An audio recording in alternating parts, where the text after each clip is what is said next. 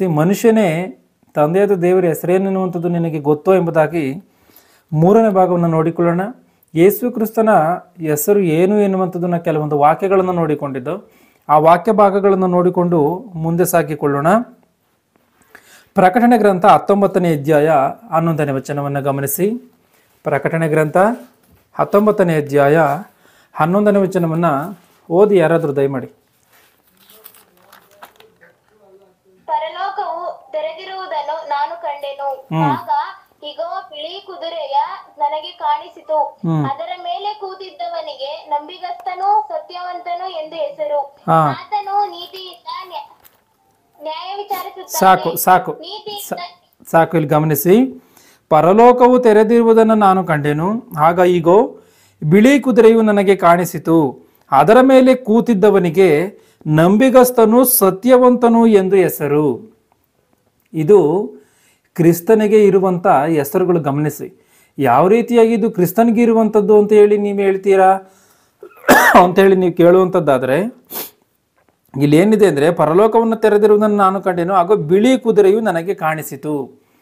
ಕುದುರೆ ಮೇಲೆ ಅದರ ಮೇಲೆ ಕೂತಿದ್ದವನಿಗೆ, ಅಂದರೆ ಈ ಬಿಳಿ ಎನ್ನುವಂಥ ಈ ಒಂದು ಬಣ್ಣವನ್ನು ದೇವರು ಬೈಬಲಲ್ಲಿ ಒಂದು ಪರಿಶುದ್ಧತೆಗೆ ಹೋಲಿಸಿ ಮಾತನಾಡಿರುವಂಥದ್ದು ಸ್ಪಷ್ಟವಾಗಿ ಕಾಣುತ್ತೆ.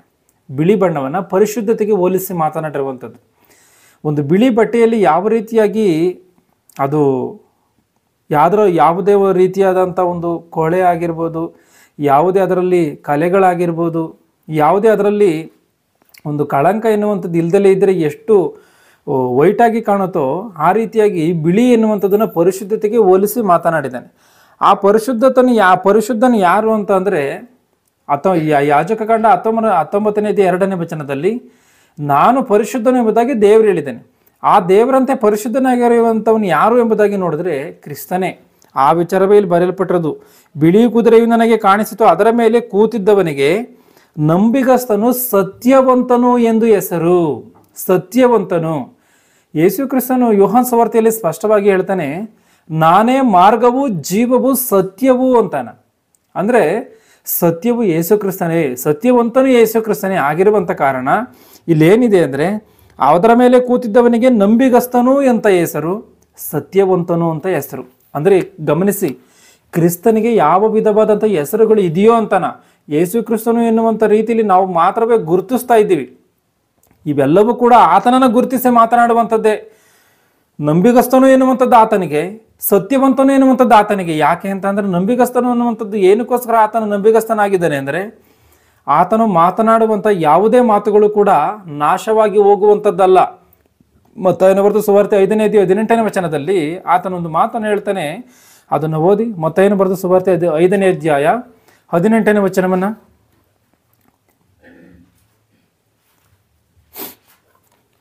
ಬೇಗ ಓದಿ ಯಾರಾದರೂ.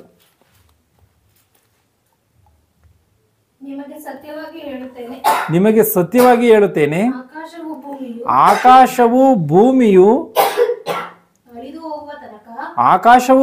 ಅಳಿದು ಹೋಗುವ ತನಕ ಧರ್ಮಶಾಸ್ತ್ರವೆಲ್ಲ ನೆರವೇರಿದ ಹೊರತು. ಗಮನಿಸಿ, ಧರ್ಮಶಾಸ್ತ್ರದಲ್ಲಿರುವಂಥ ಯಾವುದೇ ಮಾತುಗಳು ಭೂಮಿ ಆಕಾಶಗಳು ಒಳೆದೋಗೋ ತನಕಲೂ ಕೂಡ ಇವು ಒಳೆದೋಗಲ್ಲ ಅಂತಾನ. ಅಂದರೆ ಧರ್ಮಶಾಸ್ತ್ರದಲ್ಲಿರುವಂಥದ್ದು ಏನು? ವಾಕ್ಯಗಳು. ವಾಕ್ಯವು ಯಾರು? ಯೇಸು ಕ್ರಿಸ್ತನು. ಅಂದರೆ ಯೇಸು ಕ್ರಿಸ್ತನು ಹೇಳಿರುವಂಥ ಮಾತುಗಳಲ್ಲಿ ಎಂಥ ಬಲ ಇದೆಯೋ ಗಮನಿಸಿ. ಆತನ ಎಂಥ ನಂಬಿಗಸ್ತನೋ ಸತ್ಯವಂತನೋ ಎನ್ನುವಂಥದ್ದನ್ನು ಆತನು ಯಾವುದೇ ಕಾರಣಕ್ಕೂ ನಿಮ್ಮನ್ನು ಅನಾಥರಾಗಿ ಬಿಡಲ್ಲ ಅಂದರೆ ಆತನು ಬಿಡಲ್ಲ. ಆತನು ಯೋಹಾನ್ ಸುವಾರ್ತೆ 14ನೇ ಅಧ್ಯಾಯದಲ್ಲಿ ನಾನು ಮತ್ತೆ ಬಂದು ನಿಮ್ಮನ್ನು ಕರ್ಕೊಂಡು ಹೋಗ್ತೀನಿ ಅಂದರೆ ಆತನು ಕರ್ಕೊಂಡು ಹೋಗೇ ಹೋಗ್ತಾನೆ.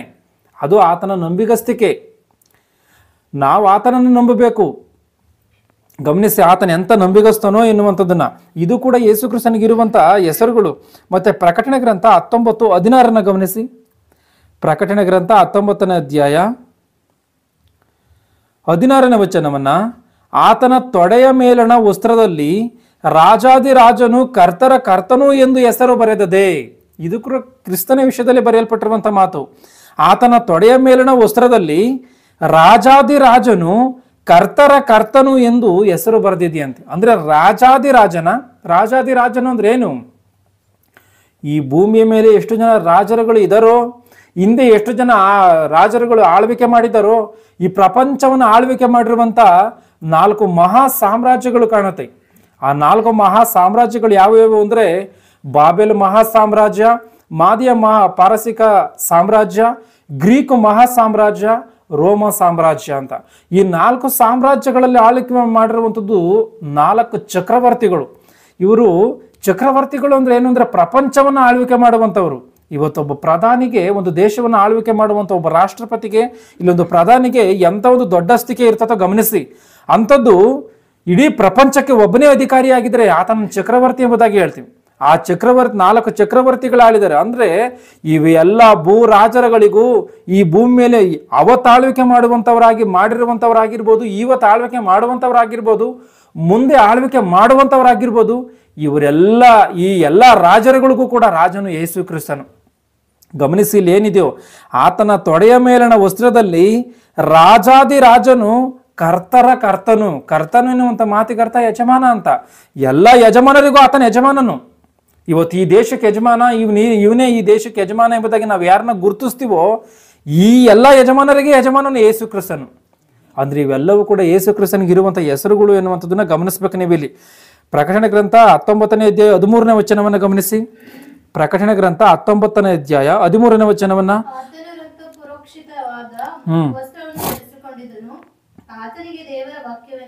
ಗಮನಿಸಿ. ಇಲ್ಲಿ ಏನಿದೆಯೋ ಆತನು ರಕ್ತ ಪ್ರೋಕ್ಷಿತವಾದ ವಸ್ತ್ರವನ್ನು ಧರಿಸಿಕೊಂಡಿದ್ದನು, ಆತನಿಗೆ ದೇವರ ವಾಕ್ಯವೆಂದು ಹೆಸರು. ಯೇಸು ಕ್ರಿಸ್ತನಿಗಿರುವಂತ ಹೆಸರು ಏನು ಅಂದ್ರೆ ದೇವರ ವಾಕ್ಯ. ದೇವರ ವಾಕ್ಯವೆಂದು ಹೆಸರು ಎಂಬುದಾಗಿದೆ. ಗಮನಿಸಿ, ಅಂದ್ರೆ ಎಷ್ಟು ಹೆಸರಿನಿಂದ ಯೇಸು ಕ್ರಿಸ್ತನನ್ನು ಗುರುತಿಸಿದ್ದಾರೋ, ಎಷ್ಟು ಹೆಸರಿನಿಂದ ಯೇಸು ಕ್ರಿಸ್ತನ ಗುರುತಿಸಲ್ಪಟ್ಟಿದ್ದಾನೋ, ದೇವರು ಎಷ್ಟರ ಮಟ್ಟಿಗೆ ಆತನನ್ನು ಗುರುತಿಸಿ ಮಾತನಾಡಿದನೋ, ದೇವರ ವಾಕ್ಯಗಳಲ್ಲಿ ಬರೆಸಿದನೋ ಎನ್ನುವಂಥದ್ದನ್ನು ಆಲೋಚನೆ ಮಾಡಿ. ಇದು ಯೇಸು ಕ್ರಿಸ್ತನು ಎನ್ನುವಂಥದ್ದೇ ಈತನಿಗೆ ಹೆಸರು, ಇದೇ ಭಾಷೆಯಲ್ಲಿ ಇದೆ ಎಂಬುದಾಗಿ ನಾವು ಅಂದುಕೊಳ್ತಾ ಇದ್ದೀವಲ್ಲ. ಆಲೋಚನೆ ಮಾಡಿ, ಯೇಸು ಕ್ರಿಸ್ತನನ್ನು ಗುರುತಿಸಿ ಮಾತನಾಡಿರುವಂಥ ಎಷ್ಟು ಮಾತುಗಳು ಕಾಣುತ್ತೆ ಅಂತನ. ಅಂದ್ರೆ ಇವೆಲ್ಲವೂ ಕೂಡ ಯೇಸು ಕ್ರಿಸ್ತನನ್ನ ಅನೇಕ ಒಂದು ಹೆಸರುಗಳಲ್ಲಿ, ಅನೇಕ ಒಂದು ಗುಣಗಳಲ್ಲಿ, ಹಲವಾರು ಆತನ ಶಕ್ತಿ ಸಾಮರ್ಥ್ಯಗಳನ್ನ, ಆತನ ಗುಣಗಳನ್ನ, ಆತನ ಲಕ್ಷಣಗಳನ್ನ ಗುರುತಿಸಿ ಮಾತನಾಡಿರುವಂಥದ್ದು ಎಷ್ಟೋ ಕಾಣುತ್ತೆ.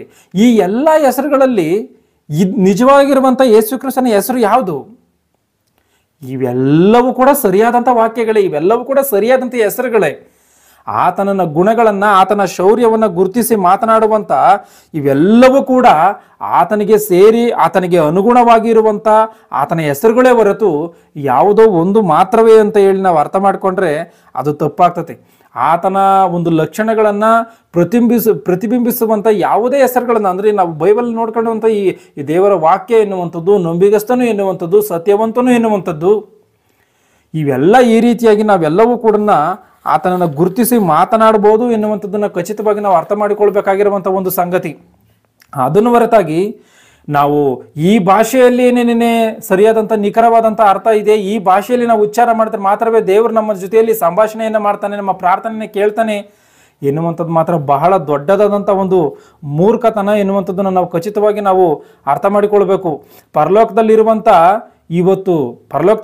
ಆ ಒಂದು ತಂದೆಯನ್ನ, ಮಗನನ್ನ ಇಂಥ ಒಂದು ಭಾಷೆಯಲ್ಲಿ ಏನೇನೇ ಗುರುತಿಸಿ ಮಾತನಾಡಬೇಕು ಎನ್ನುವಂಥ ರೀತಿಯಲ್ಲಿ ಮಾತನಾಡುವಂಥ, ಬೋಧನೆ ಮಾಡುವಂಥ, ಅರ್ಥ ಮಾಡಿಕೊಂಡಿರುವಂಥ ಆ ಒಂದು ಎಲ್ಲ ಬೋಧಕರಾಗಿರ್ಬೋದು, ಯಾವ ಮನುಷ್ಯನೇ ಆಗಿರ್ಬೋದು, ಇಂಥ ಭಾಷೆಯಲ್ಲೇ ಗುರುತಿಸಿ ಮಾತನಾಡಬೇಕು, ಅದೇ ನಿಜವಾದಂಥ ಭಾಷೆ, ಆ ಭಾಷೆಯಲ್ಲಿ ಮಾತನಾಡಿದ್ರೆ ಮಾತ್ರವೇ ದೇವರು ಮಾತಾಡ್ತಾನೆ ಎನ್ನುವಂಥವ್ರು ಒಂದು ಮಾತಿಗೆ ಉತ್ತರವನ್ನು ಕೊಡಬೇಕಾಗುತ್ತೆ. ಆ ಮಾತು ಏನು ಅಂತ ಹೇಳಿ ನೋಡಿದ್ರೆ, ಪ್ರಕಟಣೆ ಗ್ರಂಥ ಏನಿದೆಯೋ 19:12 ಆತನ ಕಣ್ಣುಗಳು 19:12 ವಚನವನ್ನ, ಆತನ ಕಣ್ಣುಗಳು ಬೆಂಕಿಯ ಉರಿಯಂತಿವೆ, ಆತನ ತಲೆಯ ಮೇಲೆ ಅನೇಕ ಮುಕುಟಗಳುಂಟು, ಆತನಿಗೆ ಒಂದು ಹೆಸರು ಬರೆದು ಕೊಟ್ಟದೆ, ಅದು ಆತನಿಗೆ ಹೊರತು ಮತ್ತಾರಿಗೂ ತಿಳಿಯದು.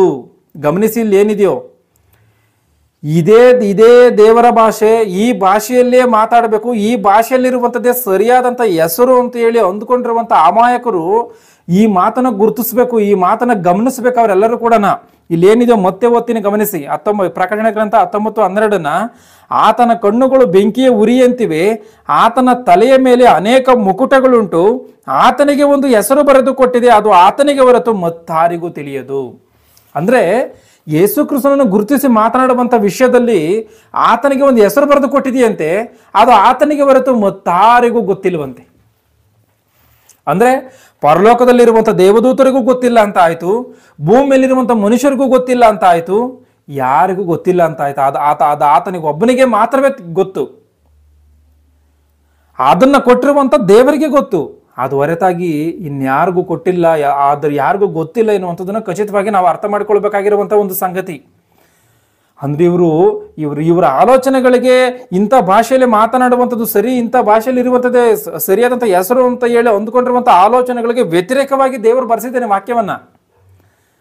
ಅಂದ್ರೆ ಗಮನಿಸಬೇಕು, ಬೈಬಲಲ್ಲಿ ಯೇಸು ಕ್ರಿಸ್ತನ ಈಗ ಆತನಿಗೊಂದು ಹೆಸರು ಬರೆದು ಕೊಟ್ಟಿದ್ದ, ಅದು ಆತನಿಗೆ ಹೊರತು ಮತ್ತಾರಿಗೂ ಗೊತ್ತಿಲ್ಲ ಎಂಬುದಾಗಿ ಇಲ್ಲಿ ಬರೆಯಲ್ಪಟ್ಟಿರುವಂಥ ಮಾತು ಬೈಬಲಲ್ಲಿ ಬರೆಯಲ್ಪಟ್ಟಿದೆಯಾ ಅಂತ ಅಂದ್ರೆ ಆ ಹೆಸರು ಬೈಬಲಲ್ಲಿ ಬರೆಯಲ್ಪಟ್ಟಿಲ್ಲ.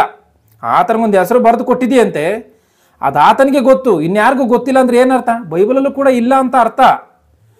ಇವೆಲ್ಲವೂ ನಾವು ಓದ್ಕೊಂಡಿದ್ದಂಥ ಹೆಸರುಗಳು ಎಲ್ಲ ಏನಿವು?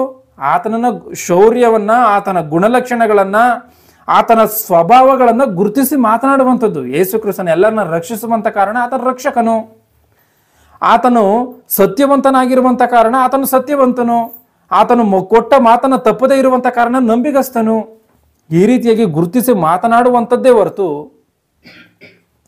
ಅದೆಲ್ಲವೂ ಇದ್ಯಾವುದೋ ಒಂದೇನೇ ಸರಿಯಾದಂಥ ಹೆಸರು ಎನ್ನುವಂಥದ್ದು ಇಲ್ಲ, ಆತನ ಗುಣಗಳನ್ನು ಸೂಚಿಸಿ ಮಾತನಾಡದೆ ಪರಲೋಕದಲ್ಲಿ ಆತನಿಗೆ ಬರೆದುಕೊಟ್ಟಿರುವಂಥ ಹೆಸರು ಇದೆ ಎನ್ನುವಂಥದ್ದು ರೀತಿಯಲ್ಲಿ ಆಲೋಚನೆ ಮಾಡುವಂಥದ್ದು ಭಯಂಕರವಾದಂಥ ತಪ್ಪು, ಪಾಪ ಎನ್ನುವಂಥದ್ದನ್ನು ಖಚಿತವಾಗಿ ಅರ್ಥ ಮಾಡಿಕೊಳ್ಳಬೇಕು. ಯಾಕೆ ಅಂದರೆ ಪ್ರಕಟಣೆ ಗ್ರಂಥ 19:22 18ನೇ ವಚನಕ್ಕೆ ಅನುಸಾರವಾಗಿ ಬೈಬಲಲ್ಲಿರುವಂಥ ಯಾವುದನ್ನು ಸೇರಿಸಬಾರ್ದು, ಬೈಬಲಲ್ಲಿ ಇರುವಂಥ ವಿಷಯಗಳಲ್ಲಿ ಯಾವುದನ್ನು ಕೂಡ ತೆಗಿಬಾರ್ದು.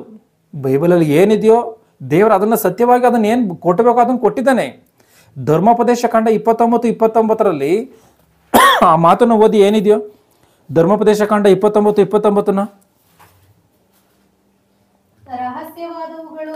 ರಹಸ್ಯವಾದವುಗಳು ನಮ್ಮ ದೇವರಾದ ಯೆಹೋವನವು, ಆದರೆ ಆತನಿಂದ ಪ್ರಕಟವಾಗಿರುವಂಥವು, ತಿಳಿಸಲ್ಪಟ್ಟಿರುವಂಥವು ಸದಾ ಮೆಲ್ಲುಗೋದು, ಸದಾ ನಮ್ಮ ಮತ್ತು ನಮ್ಮ ಸಂತತಿಯವರ ಪಾಲಾಗಿರುವುದರಿಂದ. ರಹಸ್ಯವಾಗಿರುವಂಥವುಗಳು ದೇವರವು. ದೇವರು ಯಾವುದನ್ನು ಹೊರತುಪಡಿಸ್ತಾನೋ ಅದು ಮಾತ್ರವೇ ಮನುಷ್ಯನ ಅರ್ಥ ಮಾಡಿಕೊಳ್ಳಬಲ್ಲ. ದೇವರು ಹೊರತುಪಡಿಸದೇ ಇರುವಂಥವು, ದೇವರು ಪ್ರಕಟ ಮಾಡದಲ್ಲೇ ಇರುವಂಥವುಗಳು, ದೇವರು ತಿಳಿಸದೇ ಇರುವಂಥ ಸತ್ಯಗಳನ್ನು ಮನುಷ್ಯನ ತಿಳ್ಕೊಳ್ಳೋದಕ್ಕೆ ಸಾಧ್ಯ ಇಲ್ಲ. ಎಷ್ಟರ ಮಟ್ಟಿಗೆ ದೇವರು ತಿಳಿಸಿದಾರೋ ಅಷ್ಟರ ಮಟ್ಟಿಗೆ ಮಾತ್ರ ಮನುಷ್ಯನ ಅದನ್ನು ಅರ್ಥ ಮಾಡಿಕೊಳ್ಳಬಲ್ಲ. ಆ ಅರ್ಥ ಮಾಡ್ಕೊಂಡನ್ನು ತಿಳ್ಕೊಳ್ಳಬಲ್ಲ. ರಹಸ್ಯವಾಗಿರುವಂಥವುಗಳವೇ ಅವು ಆ ದೇವರಿಗೆ ಸಂಬಂಧಪಟ್ಟಂಥವುಗಳು. ಈಗ ಪ್ರಕಟವಾಗಿರುವಂಥವುಗಳು ನಮ್ಮ ಮತ್ತು ನಮ್ಮ ಸಂತತಿಯವರ ಪಾಲಾಗಿರುವಂಥ ಕಾರಣ ನಾವು ಧರ್ಮಶಾಸ್ತ್ರವನ್ನ ಪಾಲಿಸಿ ನಡೆಯುವಂಥ ಹಂಗಿನಲ್ಲಿ ಇದ್ದೀವಿ ಎಂಬುದಾಗಿದೆ. ಓದಿ ಆ ವಾಕ್ಯನ. ರಹಸ್ಯವಾದವುಗಳು ನಮ್ಮ ದೇವರಾದ ಯೆಹೋವನವು, ಆದರೆ ಆತನಿಂದ ಪ್ರಕಟವಾದವುಗಳು ಸದಾ ನಮ್ಮ ಮತ್ತು ನಮ್ಮ ಸಂತತಿಯವರ ಪಾಲಾಗಿರುವುದರಿಂದ. ಸದಾ ನಮ್ಮ ಮತ್ತು ನಮ್ಮ ಸಂತತಿಯವರ ಪಾಲಾಗಿದೆ. ಯಾವುದು? ದೇವರು ತಿಳಿಸಿರುವಂಥ ಸತ್ಯಗಳು. ಅದು ಯಾವುದೇ ಆಗಿರ್ಬೋದು, ಸೃಷ್ಟಿಯ ವಿಷಯದಲ್ಲಿ ಆಗಿರ್ಬೋದು, ದೇವರ ಹೆಸರಿನ ವಿಷಯದಲ್ಲಿ ಆಗಿರ್ಬೋದು, ಆತ ಯಾವುದೇ ವಿಚಾರದಲ್ಲಿ ಆಗಿರ್ಬೋದು, ದೇವ್ರು ಎಷ್ಟನ್ನು ಹೊರತುಪಡಿಸ್ತಾನೋ, ದೇವ್ರು ಎಷ್ಟು ಆತನು ತಿಳಿಸಿದನೋ, ಬೈಬಲಲ್ಲಿ ಬರೆಸಿದ್ದನೋ ಅಷ್ಟನ್ನು ಮಾತ್ರ ಮನುಷ್ಯನ ಅರ್ಥ ಮಾಡಿಕೊಳ್ಳಬಲ್ಲ ಅಷ್ಟೇ. ಧರ್ಮಶಾಸ್ತ್ರ ನಿಯಮಗಳನ್ನು ಅನುಸರಿಸಿ ನಡೆಯುವಂಥ ಹಂಗು ನಮ್ಮ ಮೇಲೆ ಇದೆ ಆಗಿರುವಂಥ ಕಾರಣ ನಾವೇನೋ ಇಲ್ಲದನ್ನು ನಾವು ಅರ್ಥ ಮಾಡ್ಕೊಳ್ಳೋಕೆ ಹೋಗ್ಬೋದು. ಬೈಬಲಲ್ಲಿ ದೇವರು ಅರ್ಥಪಡಿಸಿರುವಂಥದ್ದನ್ನ, ತಿಳಿಸಿರುವಂಥದ್ದನ್ನ ನಾವು ಖಚಿತವಾದಂಥ ರೀತಿಯಲ್ಲಿ ಅರ್ಥ ಮಾಡಿಕೊಂಡು ಅದನ್ನು ಹುಡುಕಿ ಗ್ರಹಿಸಬೇಕೇ ಹೊರತು ದೇವರು ನಮಗೆ ಬಯಲುಪಡಿಸದೇ ಇರುವಂಥ ರಹಸ್ಯಗಳನ್ನು ನಾವು ಏನೋ ನಮಗೆ ಅರ್ಥವಾದಂಥ ರೀತಿಯಲ್ಲಿ ಅರ್ಥ ಮಾಡಿಕೊಂಡು ಇನ್ನೊಬ್ಬ ಮನುಷ್ಯನಿಗೆ ಅದನ್ನು ಬೋಧನೆ ಮಾಡಿದರೆ ನಾವು ನರಕಕ್ಕೆ ಹೋಗೋದಲ್ದಲೇ ಆ ಮನುಷ್ಯನನ್ನು ಕೂಡ ನರಕಕ್ಕೆ ತೆಗೆದುಕೊಂಡು ಹೋಗ್ಬೇಕಾಗುತ್ತೆ. ಆದ್ದರಿಂದ ದೇವರ ವಾಕ್ಯವನ್ನು ಓದುವಂಥ ವಿಷಯದಲ್ಲಿ, ಅದನ್ನು ಅಭ್ಯಾಸಿಸುವಂಥ ವಿಷಯದಲ್ಲಿ, ಅದನ್ನು ಇನ್ನೊಬ್ಬರಿಗೆ ಹೇಳುವಂಥ ವಿಷಯದಲ್ಲಿ ಬಹಳ ಎಚ್ಚರಿಕೆಯಿಂದ ಇರಬೇಕು ಎನ್ನುವಂಥದ್ದನ್ನು ಖಚಿತವಾಗಿ ನಾವು ಅರ್ಥ ಮಾಡಿಕೊಳ್ಳಬೇಕು. ಈ ಪ್ರಕಟಣೆ ಗ್ರಂಥ 19:2ನೇ ವಚನದಲ್ಲಿ ಇರುವಂಥ ಮಾತಿಗೆ ಅನುಸಾರವಾಗಿ, ಅಂದ್ರೆ ಆತನಿಗೆ ಒಂದು ಹೆಸರು ಬರೆದು ಕೊಟ್ಟಿದೆ, ಅದು ಆತನಿಗೆ ಹೊರತು ಮತ್ತಾರಿಗೂ ತಿಳಿಯದು ಎಂಬುದಾಗಿ ಖಚಿತವಾಗಿ ಬೈಬಲಲ್ಲಿ ಇದ್ರೂ ಕೂಡ ಯಾವ ಮನುಷ್ಯನು ಕೂಡ ಈ ಭಾಷೆಯಲ್ಲಿ ಇರುವಂಥದ್ದು ಖಚಿತವಾದಂಥದ್ದು, ಇದೇ ಸತ್ಯವಾದಂಥದ್ದು, ಇದೇ ಆತನ ಹೆಸರು ಎಂಬುದಾಗಿ ದೇವರ ವಾಕ್ಯಕ್ಕೆ ವಿರುದ್ಧವಾಗಿ ಮಾತಾಡಬಾರ್ದು. ಈ ಮಾತಿನಿಂದ ಅರ್ಥವಾಗುತ್ತೆ ಏನು ಅಂತಂದ್ರೆ, ಅದು ಆತನಿಗೆ ಹೊರತು ಇನ್ಯಾರಿಗೂ ಗೊತ್ತಿಲ್ಲ ಅಂತಾನ. ಆದ್ರೆ ಇವರು ಯೇಸುವ ಮೆಸ್ಸಿಯ ಎನ್ನುವಂಥದ್ದೇ ಆತನ ನಿಜವಾದಂತ ಹೆಸರು ಅಂತ ಹೇಳಿ ಇವ್ರು ಹೇಳ್ತಾ ಇದ್ದಾರೆ ಅಂತ ಅಂದ್ರೆ ಇವರು ಬೈಬಲ್ಗಿನ್ನ ದೊಡ್ಡವರು ಅಂತ, ದೇವರಿಗಿನ್ನ ದೊಡ್ಡವರು ಅಂತ ಆಯ್ತು ಅಲ್ಲಿಗೆ. ಆಲೋಚನೆ ಮಾಡಿ, ಯೇಸು ಕ್ರಿಸ್ತನ್ಗೆ ಮಾತ್ರವೇ ಅದು ಗೊತ್ತು, ಇನ್ಯಾರಿಗೂ ಗೊತ್ತಿಲ್ಲ ಅಂತ ಹೇಳಿ ಬೈಬಲ್ ಹೇಳುತ್ತೆ ಅಂದ್ರೆ ಇಲ್ಲ ಇದೇ ನಿಜವಾದಂಥದ್ದು ಅಂತ ಇವ್ರು ಹೇಳ್ತಾರೆ ಅಂತ ಅಂದ್ರೆ ಬೈಬಲ್ಗಿಂತ ಇವರು ದೊಡ್ಡವರು ಎನ್ನುವಂಥದ್ದನ್ನ ಖಚಿತವಾಗಿ ಅರ್ಥ ಮಾಡಿಕೊಳ್ಬೇಕು. ಬೈಬಲ್ಗಿಂತ ಶ್ರೇಷ್ಠವಾದಂಥವ್ರು ಈ ಭೂಮಿ ಮೇಲೆ ಯಾವನೂ ಇಲ್ಲ. ಆಗಿರುವಂಥ ಕಾರಣ ಇವರೆಲ್ಲರೂ ಕೂಡ ಕ್ರಿಸ್ತ ವಿರೋಧಿಗಳು, ಇವರೆಲ್ಲರೂ ಕೂಡ ದೇವರ ರಾಜ್ಯಕ್ಕೆ ಆತಂಕವನ್ನು ಒಡ್ಡುವಂಥವ್ರು ಅಂತೇಳಿ ಅರ್ಥ ಮಾಡಿಕೊಂಡು ಇಂಥವ್ರನ್ನ ಬಿಟ್ಟು ದೂರ ಹೋಗ್ಬೇಕು. ಆಗಿರುವಂಥ ಕಾರಣ ಗಮನಿಸಿ, ದೇವರ ವಾಕ್ಯಗಳನ್ನು ಓದುವಂಥ ಸಮಯದಲ್ಲಿ ಭಾಷೆಗಿನ್ನ ಹೆಚ್ಚಿದ್ದಾಗಿ ಭಾವಕ್ಕೆ ಒಂದು ಪ್ರಾಧಾನ್ಯತೆಯನ್ನು ಕೊಟ್ಟು ಓದಿ ಅರ್ಥ ಮಾಡಿಕೊಳ್ಬೇಕು ಎನ್ನುವಂಥದ್ದನ್ನು ಖಚಿತವಾಗಿ ನಾವು ಅರ್ಥ ಮಾಡಿಕೊಳ್ಬೇಕು. ನಾವು ಈ ಓದ್ಕೊಂಬಂದಂಥ ಅನೇಕ ಸಂದರ್ಭಗಳಲ್ಲಿ ತಂದೆಯ ಹೆಸರಾಗಿರ್ಬೋದು, ಯೇಸು ಕ್ರಿಸ್ತನ ಹೆಸರಾಗಿರ್ಬೋದು, ಇವು ಯಾವ ಅಲ್ಲ ಆತನ ಗುಣಲಕ್ಷಣಗಳನ್ನ ಶೌರ್ಯಗಳನ್ನ ಗುರುತಿಸಿ ಮಾತನಾಡಿರುವಂಥದ್ದು ಎನ್ನುವಂಥದ್ದನ್ನ ನಾವು ಖಚಿತವಾಗಿ ನಾವು ಅರ್ಥ ಮಾಡಿಕೊಂಡು ನಾವು ಭಾವಕ್ಕೆ ನಾವು ಭಾಷೆಯಲ್ಲೇ ನಾವು ನಿಂತು ಹೋಗದಂಥ ರೀತಿಯಲ್ಲಿ ಭಾವಕ್ಕೆ ಆಲೋಚನೆ ಮಾಡಿ ಅರ್ಥ ಮಾಡಿಕೊಳ್ಳದಲ್ಲೇ ಇದ್ರೆ ಭಯಂಕರವಾದಂಥ ಶಿಕ್ಷೆಗೆ ಒಳಗಾಗ್ತೀವಿ. ಮತ್ತೆ ಈ ಭಾಷೆಗೆ ಹೆಚ್ಚಿನದಂಥ ಪ್ರಾಮುಖ್ಯತೆಯನ್ನು ಕೊಟ್ಟು ಇದೇ ನಿಜವಾದದ್ದು ಅಂತ ಹೇಳುವಂಥವರು ಒಂದು ವಿಚಾರವನ್ನ ಸ್ಪಷ್ಟವಾಗಿ ಅವರು ಅರ್ಥ ಮಾಡಿಕೊಳ್ಳಬೇಕು. ಅದೇನು ವಿಚಾರ ಅಂತ ಅಂದ್ರೆ, ಇವತ್ತು ಭೂಮಿ ಮೇಲೆ ನಮಗೆ ಶಾರೀರಿಕವಾಗಿ ತಂದೆಯವರಿದ್ದಾರೆ. ಈ ಶಾರೀರಿಕವಾಗಿ ಶರೀರ ಸಂಬಂಧವಾಗಿ ನಮಗೆ ಈ ಭೂಮಿ ಮೇಲೆ ಜನ್ಮವನ್ನು ಕೊಟ್ಟಿರುವಂಥವ್ರು ಇದ್ದಾರೆ. ಇವತ್ತು ಯಾರಾದರೂ ಸರಿ ನಮ್ಮ ತಂದೆಯವರನ್ನ ನಾವು ಹೆಸರಿಡಿದು ಮಾತಾಡಿಸ್ತೀವ? ಇವತ್ತು ನಮ್ಮ ತಂದೆಯವರಿಗೆ ಒಂದು ಹೆಸರು ಇರ್ತದೆ, ಹೆಸರು ಹಿಡಿದ್ಬಿಟ್ಟು ನಾವು ಏಕವಚನದಲ್ಲಿ ಅವರ ಹಿಡಿದು ಮಾತಾಡ್ತೀವ? ಮಾತಾಡಲ್ಲ. ಏನಕ್ಕೋಸ್ಕರ ಮಾತಾಡಲ್ಲ? ನಾವು ಆ ತಂದೆಯ ಹೆಸರನ್ನ ಹಿಡಿದು ಒಂದು ವೇಳೆ ಮಾತನಾಡಿದ್ರೆ ಆ ತಂದೆಯನ್ನು ಅವಮಾನ ಪಡಿಸ್ದಂಗೆ. ಗಮನಿಸಿ ಇದನ್ನ. ಇವತ್ತು ನಾನು ನನ್ನ ತಂದೆಯನ್ನಾಗಿರ್ಬೋದು, ನೀವು ನಿಮ್ಮ ತಂದೆಯನ್ನ ಆಗಿರ್ಬೋದು, ನೀವು ಹೆಸರು ಹಿಡಿದು ಮಾತಾಡಿಸಿದ್ರೆ ಅದು ಹೆಂಗೆ? ತಂದೆಯನ್ನು ಅವಮಾನ ಪಡಿಸ್ದಂಗೆ. ಯಾವತ್ತಿಗೂ ಕೂಡ ತಂದೆಯನ್ನು ಅವಮಾನ ಪಡಿಸುವಂತ ಕೆಲಸವನ್ನ ಯಾವುದೇ ಕಾರಣಕ್ಕೂ ಯಾವ ಮನುಷ್ಯನೂ ಕೂಡ ಮಾಡಬಾರದು. ಆಗಿರುವಂತ ಕಾರಣವೇ ಇವತ್ತು ನಮಗೆ ಶಾರೀರಿಕವಾಗಿ ತಂದೆ ಆಗಿರುವಂಥವ್ರನ್ನ ನಾವೇನು ಹೇಳ್ತೀವಿ? ಅಪ್ಪ, ತಂದೆ, ಇಲ್ಲ ನಾವು ನಾನ್ನ, ನಾವು ಏನೋ ಒಂದು ರೀತಿಯಲ್ಲಿ ನಾವು ಗುರುತಿಸಿ ಮಾತಾಡ್ತೀವಿ. ಅದು ಹೊರತು ನಾವು ಹೆಸರಿಡಿದು ಯಾವುದೇ ಕಾರಣಕ್ಕೂ ಕೂಡ ಮಾತನಾಡಲ್ಲ. ಏನಕ್ಕೆ ಅಂತಂದ್ರೆ ತಂದೆಯನ್ನು ಅವಮಾನ ಪಡಿಸದಂಗೆ. ಆಗಿರುವಂತ ಕಾರಣ ಈ ಶಾರೀರಿಕವಾದಂಥ ತಂದೆಯನ್ನೇ ನಾವು ಒಂದು ವೇಳೆ ಹೆಸರಿಡಿದು ಮಾತನಾಡಿಸದೆ ಅಪ್ಪ ಎಂಬುದಾಗಿ ನಾವು ಗುರುತಿಸಿ ಮಾತನಾಡ್ತೀವಿ ಅಂತ ಹೇಳಿ ಅಂದ್ರೆ ಪರಲೋಕದಲ್ಲಿ ಎಲ್ಲ ಈ ಭೂಮಿ ಮೇಲೆ ಎಲ್ಲ ಮನುಷ್ಯರ ಆತ್ಮಗಳಿಗೂ ತಂದೆ ಆಗಿರುವಂಥ ಆ ಒಂದು ದೇವರನ್ನ ಹೆಸರಿಡಿದು ಮಾತನಾಡಿದ್ರೆ ಆತನಿಗೆ ಅವಮಾನ ಪಡಿಸ್ತಂಗಲ್ವಾ? ಗಮನಿಸಿ, ಅವಮಾನ ಪಡಿಸ್ತಂಗಲ್ವಾ? ಆಗಿರುವಂಥ ಕಾರಣ ನಾವು ಯಾವುದೇ ಕಾರಣಕ್ಕೂ ಈಗ ಇನ್ನೊಂದು ವಿಚಾರವನ್ನ ಗಮನಿಸಬೇಕು. ಈ ಭಾಷೆಯಲ್ಲಿ ಇರುವಂಥದ್ದೇ ಕರೆಕ್ಟು, ಆ ಭಾಷೆಯಲ್ಲಿ ಇರುವಂಥದ್ದೇ ಕರೆಕ್ಟು ಎನ್ನುವಂಥದ್ದಾಗಿದ್ರೆ ದೇವ್ರು ಏನಕ್ಕೆ ಇಷ್ಟು ಭಾಷೆಗಳನ್ನು ತಾರುಮಾರು ಮಾಡ್ತಾ ಇದ್ರು? ಒಂದೇ ಭಾಷೆಯಲ್ಲಿ ಕೂಗಿದ್ರೆ ಮಾತ್ರವೇ ದೇವರು ಮಾತನಾಡ್ತಾನೆ, ಒಂದೇ ಭಾಷೆಯಲ್ಲಿ ಮಾತನಾಡಿದ್ರೆ ಮಾತ್ರವೇ ದೇವರು ನಮ್ಮ ಪ್ರಾರ್ಥನೆಯನ್ನ ಕೇಳ್ತಾನೆ, ಅದೇ ಕರೆಕ್ಟು ಅಂತ ಹೇಳಿ ಅಂದ್ಕೊಂಡ್ರೆ ನಾವು ದೇವರು ಯಾಕೆ ಇಷ್ಟು ಭಾಷೆಗಳನ್ನ ತಾರುಮಾರು ಮಾಡ್ತಾನೆ? ಒಂದೇ ಭಾಷೆಯನ್ನು ಇಡ್ತಿರ್ಲಿಲ್ವಾ? ಒಂದೇ ಭಾಷೆಯನ್ನು ಇಡ್ತಿದ್ದ. ಯಾಕೆಂದ್ರೆ ದೇವ್ರಿಗೆ ಒಂದೇ ಭಾಷೆ ಅರ್ಥವಾಗುವಂಥದ್ದಾದ್ರೆ, ಆ ಭಾಷೆಯಲ್ಲೇ ಕರಿಬೇಕು ಎನ್ನುವಂಥದ್ದಾದ್ರೆ, ಆ ಭಾಷೆಯೇ ಸತ್ಯವಾಗಿರುವಂಥದ್ದಾಗಿದ್ರೆ ಆ ಒಂದೇ ಭಾಷೆಯನ್ನೇ ಇಡ್ತಿದ್ದ. ಆದ್ರೆ ದೇವರು ಭಾಷೆಗಳನ್ನ ತಾರುಮಾರು ಮಾಡಿದಾನೆ ಅಂದ್ರೆ ದೇವರಿಗೆ ಭಾಷೆಯಲ್ಲಿ ಅವಶ್ಯಕತೆ ಇಲ್ಲ. ಮನುಷ್ಯನು ಭಾಷೆಯನ್ನು ಬಳಸಬೇಕಾಗಿರುವಂಥದ್ದು ಯಾವಾಗ ಅಂತಂದ್ರೆ ಅವನ ಮನಸ್ಸಿಗೆ ಆಲೋಚನೆ ಬಂದು ಏನನ್ನು ಮಾತಾಡಬೇಕೋ ಅವಾಗ ಅವನು ಭಾಷೆಯನ್ನು ಬಳಸ್ತಾನೆ. ಆದ್ರೆ ನಿನ್ನ ಮನಸ್ಸಿನಲ್ಲಿ ಮಾಡುವಂಥ ಆಲೋಚನೆಗಳೇ ದೇವರಿಗೆ ಗೊತ್ತಿರುವಾಗ ನಿನ್ನ ಭಾಷೆಯ ಅವಶ್ಯಕತೆ ಯಾರಿಗಿದೆ? ನಮಗಿದೆ ಹೊರತು ಮನುಷ್ಯರಾಗಿರುವಂಥ ನಮಗಿದೆಯೇ ಹೊರತು ದೇವರಿಗೆ ಇಲ್ಲ. ಗಮನಿಸಿ, ಅದು ಹೊರತು ದೇವ್ರನ್ನ ಯಾವುದೇ ಕಾರಣಕ್ಕೂ ನಾವು ನಮ್ಮ ಶಾರೀರಿಕವಾಗಿರುವಂಥ ತಂದೆಯನ್ನು ಹೆಸರಿಡಿದು ಮಾತನಾಡಿಸದೇ ಇರುವಂಥ ಪರಿಸ್ಥಿತಿಗಳಲ್ಲಿ ನಮ್ಮೆಲ್ಲ ಆತ್ಮಗಳಿಗೆ ತಂದೆ ಆಗಿರುವಂಥ ಆ ಒಂದು ದೇವರನ್ನ ಹೆಸರಿಡಿದು ಮಾತನಾಡಿಸುವಂಥ ರೀತಿಯಲ್ಲಿ ದೇವರು ಆತನ ಹೆಸರನ್ನ ಬರೆಸಿಕೊಡ್ತಾನ, ಬೈಬಲಲ್ಲಿ ಬರೆಸಿಕೊಡ್ತಾನ. ಇವತ್ತು ನಮ್ಮ ಮನೆಯಲ್ಲಿ ಮಕ್ಕಳು ಯಾವುದೋ ಒಂದು ಕಾರ್ಯವನ್ನ ಅವರು ನೋಡದೇ ಇರುವಂಥ ಕಾರ್ಯವನ್ನ ನಮ್ಮನ್ನ ಕೇಳ್ತಾರೆ ಅಂದ್ಕೊಳ್ಳಿ. ನಾನು ಕೆಲವು ಸರಿ ಹೇಳ್ತಿರ್ತೀನಿ, ಈಗ ಸಮುದ್ರವನ್ನು ನೋಡಬೇಕು ಎಂಬುದಾಗಿ ಒಂದು ಚಿಕ್ಕ ಮಗು ಮನೆಯಲ್ಲಿ ಇದ್ಕೊಂಡು ಕೇಳಿದ್ರೆ, ಯಾವತ್ತೂ ಸಮುದ್ರವನ್ನು ನೋಡದೇ ಇರುವಂಥ ಒಂದು ಮಗು ನಾನು ಸಮುದ್ರವನ್ನು ನೋಡ್ಬೇಕಪ್ಪ ಅದು ಯಾವ ರೀತಿಯಾಗಿ ಇರ್ತದೆ ಅಂದ್ರೆ ನಾವೇನು ಮಾಡಬೇಕು, ಒಂದು ಚಿಕ್ಕ ನೀರನ್ನು ತೋರಿಸ್ಬಿಟ್ಟು ಹೇಳ್ಬೇಕು ಇಂಥ ನೀರು ದೊಡ್ಡದಾಗಿರ್ತದೆ ಅಂತ. ಯಾಕಂದ್ರೆ ಆ ಮಗು ನೋಡಿಲ್ಲ. ಆ ರೀತಿಯಾಗಿ ಪರಲೋಕದ ಕಾರ್ಯವು ಇಲ್ಲ ನರಕದ ಕಾರ್ಯವು ನಮಗೆ ಗೊತ್ತಿಲ್ಲ. ಪರಲೋಕವನ್ನು ನೋಡಿದಿವ? ಇಲ್ಲ. ನರಕವನ್ನು ನೋಡಿದಿವ? ಇಲ್ಲ. ಈಗ ಆ ನೋಡದೇ ಇರುವಂಥ ಲೋಕಗಳಲ್ಲಿ ಇರುವಂಥ ಕಾರ್ಯವನ್ನು ದೇವರು ನಮಗೆ ಬರೆಸಬೇಕು ಅಂದರೆ, ದೇವರು ನಮಗೆ ಅದನ್ನು ಹೇಳಬೇಕು ಅಂದರೆ ಏನು ಮಾಡಬೇಕು? ನಮಗೆ ಯಾವ ರೀತಿಯಾಗಿ ಅರ್ಥವಾಗುತ್ತೋ ಆ ರೀತಿಯಾಗಿ ಹೇಳ್ಬೇಕು. ಒಂದು ಮಗುವಿಗೆ ನೋಡಪ್ಪ ಇಲ್ಲಿ ಚಿಕ್ಕ ನೀರಿದೆಯಲ್ಲ, ಇದೇ ರೀತಿ ದೊಡ್ಡ ನೀರಿದೆಯಾ ಅಂದ್ರೆ ಆ ಮಗು ಅರ್ಥ ಮಾಡ್ಕೊಳ್ತದೆ. ಆ ರೀತಿಯಾಗಿ ನಮಗೂ ಕೂಡ ನಮಗೆ ಅರ್ಥವಾಗುವಂಥ ರೀತಿಯಲ್ಲಿ ದೇವರು ಬರೆಸಿಕೊಡ್ಬೇಕು. ಅಂದರೆ ಈ ಲೋಕದ ರೀತಿಯಲ್ಲೇ ಬರೆಸ್ಕೊಡ್ಬೇಕು. ಅಂದರೆ ಈ ಲೋಕದಲ್ಲಿ ನಾವು ಯಾವ ರೀತಿಯಾಗಿ ಅರ್ಥ ಮಾಡಿಕೊಳ್ಳುವಂಥ ಶಕ್ತಿ ಇದೆಯೋ ಆ ರೀತಿಯಾಗಿಯೇ ದೇವರು ನಮ್ಗೆ ಅರ್ಥ ಮಾಡಿಸ್ಬೇಕು. ಈಗ ದೇವರಿಗೆ ಆಕಾಶನ ಸಿಂಹಾಸನ ಭೂಮಿನೇ ಪಾದಪೀಠ ಎಂಬುದಾಗಿ ಸ್ಪಷ್ಟವಾಗಿ ಯೆಶಾಯನ ಗ್ರಂಥ 66ನೇ ಅಧ್ಯಾಯ 1-2 ವಚನಗಳಲ್ಲಿ ನಮಗೆ ಸ್ಪಷ್ಟವಾಗಿ ಕಾಣುತ್ತೆ. ದೇವ್ರಿಗೆ ಆಕಾಶನ ಸಿಂಹಾಸನ, ಈ ಭೂಮಿನೇ ಪಾದಪೀಠ ಅಂತ.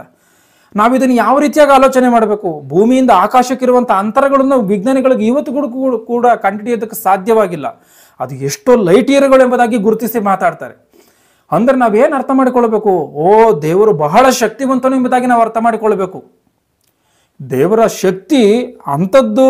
ದೇವರ ಶಕ್ತಿ ಅಂದರೆ ಅಂಥದ್ದು. ಭೂಮಿಯಿಂದ ಆಕಾಶಕ್ಕಿರುವಂಥ ಎಂಥ ಅಜಗಜಾಂತರವಾದಂಥ ಅಷ್ಟು ದೊಡ್ಡದಾಗಿರುವಂಥ ಅಷ್ಟು ಉನ್ನತವಾಗಿರುವಂಥ ಒಂದು ಇದಿದೆಯೋ ಆ ರೀತಿಯಾಗಿ ದೇವರ ಶಕ್ತಿ ಅನ್ನುವಂಥದ್ದು ಅಂಥ ಉನ್ನತವಾದಂಥದ್ದು. ದೇವರ ಶಕ್ತಿ ಅಂದ್ರೆ ಅಂಥ ದೊಡ್ಡವನು ಅಂತೇಳಿ ನಾವು ಈ ರೀತಿಯಾಗಿ ಅರ್ಥ ಮಾಡಿಕೊಳ್ಬೇಕಂದ್ರೆ ದೇವರು ಆ ರೀತಿಯಾಗಿ ಆಕಾಶನೇ ಸಿಂಹಾಸನ ಭೂಮಿನೇ ಪಾತಾಪೀಠ ಎಂಬುದಾಗಿ ಬರೆಸಿದ್ದಾನೆ.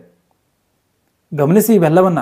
ಆ ರೀತಿಯಾಗಿ ದೇವರೇನೋ ತನ್ನ ಹೆಸರನ್ನ ಆತನು ಮನುಷ್ಯನಿಗೆ ತಿಳಿಸಿ ತನ್ನ ಮಹಿಮೆಯನ್ನು ಹೋಗಿಸ್ಕೊಳ್ಳಲ್ಲ ಆತನು. ಇವತ್ತು ಯಾವುದೇ ಒಬ್ಬ ತಂದೆ ತನ್ನ ಮಗನು ಆತನ ಹೆಸರನ್ನ ಹಿಡಿದು ಆತನು ತನ್ನ ಹೆಸರು ಹಿಡಿದು ಮಾತಾಡುವಂಥದ್ದನ್ನು ಆತನ ಇಷ್ಟಪಡದಲ್ಲೇ ಇರುವಂಥ ಭೌತಿಕವಾಗಿ ಶಾರೀರಿಕವಾಗಿ ತಂದೆಗಳಿದ್ರೆ, ಆ ಪರಲೋಕದ ತಂದೆ ಆತನ ಹೆಸರನ್ನ ತಿಳಿಸ್ತಾನ ಮನುಷ್ಯನಿಗೆ ಹೆಸರು ಹಿಡಿದು ಮಾತಾಡಿಸ್ಲಿ ಅಂತಾನ? ಆಲೋಚನೆ ಮಾಡಿ. ಯಾವತ್ತಿಗೂ ಕೂಡ ಮನುಷ್ಯನು ದೇವರ ಹೆಸರನ್ನ ತಿಳ್ಕೊಳ್ಳೋದಕ್ಕೆ ಈ ಭೂಮಿ ಮೇಲೆ ಸಾಧ್ಯ ಇಲ್ಲ. ಈ ಭೂಮಿ ಮೇಲೆ ಒಂದು ವೇಳೆ ದೇವರ ಹೆಸರನ್ನ ಮನುಷ್ಯನ ತಿಳ್ಕೊಂಡ್ರೆ ಮನುಷ್ಯನ ಅಂತ್ಯವಾಗಿ ಹೋಗುತ್ತೆ. ಯಾಕೆಂದ್ರೆ ಪ್ರಪಂಚ ಭಾಷೆಗಳ ದೈವ ರಹಸ್ಯ ಎನ್ನುವಂಥದ್ರಲ್ಲಿ ಭಾಷೆಗಳ ಆತ್ಮಗಳ ಭಾಷೆಗಳು ಯಾವ ರೀತಿಯಾಗಿ ಇರ್ತದೆ ಎನ್ನುವಂಥದ್ದನ್ನು ಹೇಳಿದ್ದೀನಿ. ನಾವು ಇದರಲ್ಲೂ ಕೂಡ ಈ ಟಾಪಿಕಲ್ಲೂ ಕೆಲವು 2 ರೆಫರೆನ್ಸ್ಗಳನ್ನು ಓದ್ಕೊಂಡಿದ್ದೀವಿ.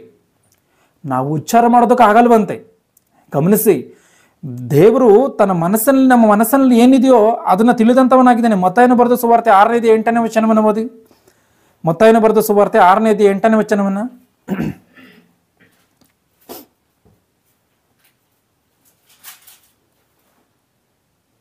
ಆದುದರಿಂದ ನೀವು ಅವರ ಹಾಗೆ ನೀವು ನಿಮ್ಮ ತಂದೆಯನ್ನು ಬೇಡಿಕೊಳ್ಳುವುದಕ್ಕಿಂತ ಮುಂಚೆ ನೀವು ನಿಮ್ಮ ತಂದೆಯನ್ನ ಬೇಡಿಕೊಳ್ಳುವುದಕ್ಕಿಂತ ಮೊದಲೇ ಅಂದ್ರೆ ನೀವು ನಿಮ್ಮ ತಂದೆಯ ಜೊತೆಯಲ್ಲಿ ಭಾಷೆಯಿಂದ ಮಾತನಾಡುವುದಕ್ಕೆ ಮೊದಲೇ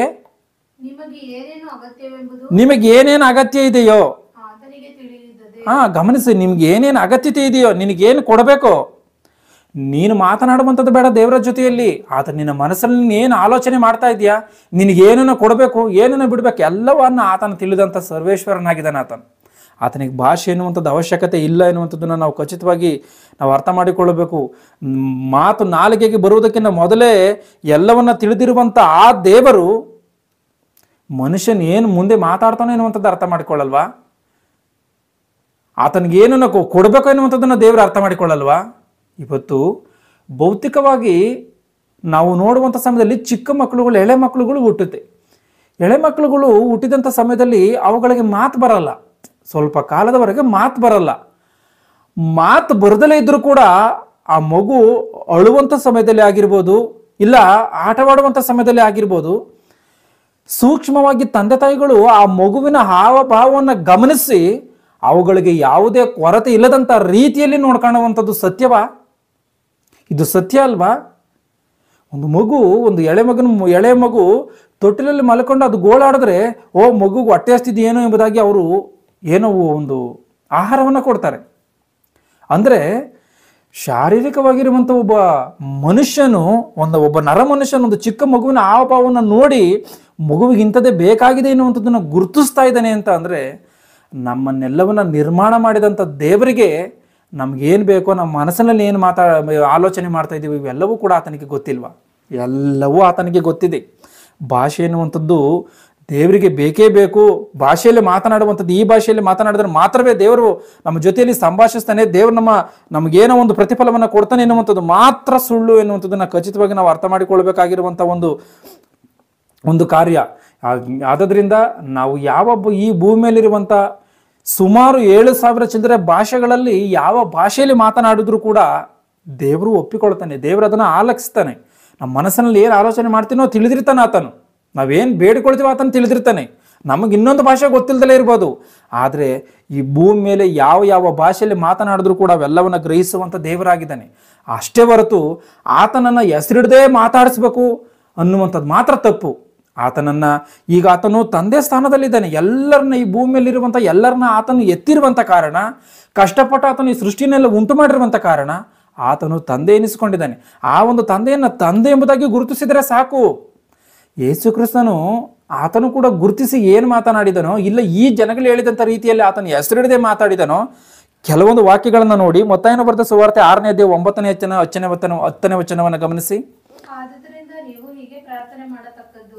ಮತ್ತಾಯನ ಬರೆದ ಸುವಾರ್ತೆ 6ನೇ ಅಧ್ಯಾಯ 9, 10. ಪರಲೋಕದಲ್ಲಿರುವ ನಮ್ಮ ತಂದೆ. ಪರಲೋಕದಲ್ಲಿರುವ ನಮ್ಮ ತಂದೆ. ಯೇಸು ಕ್ರಿಸ್ತನ್ ಏನ್ ಹೇಳ್ತಾ ಇದ್ದೀನೋ ಗಮನಿಸಿ. ಯೇಸು ಕ್ರಿಸ್ತನು ಸಾಕು, ನಿಮ್ಮ ಮೈ ಕಡೆನ ಮ್ಯೂಟ್ ಮಾಡಿ ಗಮನಿಸಿ. ಇಲ್ಲಿ ಏನಿದೆಯೋ, ಯೇಸು ಕ್ರಿಸ್ತನು ಆತನು ಮಾದರಿಯ ಜೀವಿತವನ್ನು ಜೀವಿಸಿದ್ದಾನೆ ಎನ್ನುವಂಥದ್ದು ಗೊತ್ತಿದೆ. ಅಂದ್ರೆ ಮನುಷ್ಯನು ತನ್ನ ಹೆಜ್ಜೆ ಜಾಡಿನಲ್ಲಿ ನಡಿಬೇಕು, ಆ ರೀತಿಯಾಗಿ ಮಾದರಿಯ ಜೀವಿತವನ್ನು ಜೀವಿಸಿದ್ದಾನೆ. ದೇವರಿಗೆ ಯಾವ ರೀತಿಯಾಗಿ ದೇವರನ್ನ ಸೇವಿಸಬೇಕೋ, ದೇವರಿಗೆ ಯಾವ ರೀತಿಯಾಗಿ ನಡ್ಕೋಬೇಕೋ, ದೇವರನ್ನ ಯಾವ ರೀತಿಯಾಗಿ ನಾವು ಸಂತೋಷಪಡಿಸ್ಬೇಕೋ ಎಲ್ಲವನ್ನ ಆತನು ಮಾಡಿ ಆತನು ಸ್ವತಃ ಮಾಡಿ ಎಲ್ಲ ಮನುಷ್ಯರು ಕೂಡ ನನ್ನ ಹೆಜ್ಜೆ ಜಡಿಯಲ್ಲಿ ನಡಿಬೇಕೆಂಬುದಾಗಿ ಮಾದರಿಯನ್ನು ತೋರಿಸಿದ್ದಾನೆ. ಆ ಮಾದರಿಯನ್ನು ತೋರಿಸಿರುವಂಥ ಯೇಸು ಕ್ರಿಸ್ತನು ಒಂದು ವೇಳೆ ಈ ಭಾಷೆಯಲ್ಲಿ ಮಾತನಾಡುವಂಥದ್ದೇ ಸರಿ ಎನ್ನುವಂಥದ್ದಿದ್ರೆ, ಹೆಸರಿಡಿದು ಮಾತನಾಡಬೇಕು ಎನ್ನುವಂಥದ್ದೇ ಸರಿ ಎನ್ನುವಂಥದ್ದಿದ್ರೆ ಅವನು ಆ ರೀತಿಯಾಗಿ ಮಾತನಾಡ್ತಿದ್ದ. ಆದ್ರೆ ಆತನ ಏನು ಮಾತನಾಡಿದ್ದಾನೆ? ಪರಲೋಕದಲ್ಲಿರುವ ನಮ್ಮ ತಂದೆ ಎಂಬುದಾಗಿ ಆತನು ಹೇಳಿದ್ದಾನೆ. ಗಮನಿಸಿ ಇದನ್ನ. ಮತ್ತಾಯನ ಬರೆದ ಸುವಾರ್ತೆ 6, 9, 10 ಓದಿ ಮತ್ತೆ.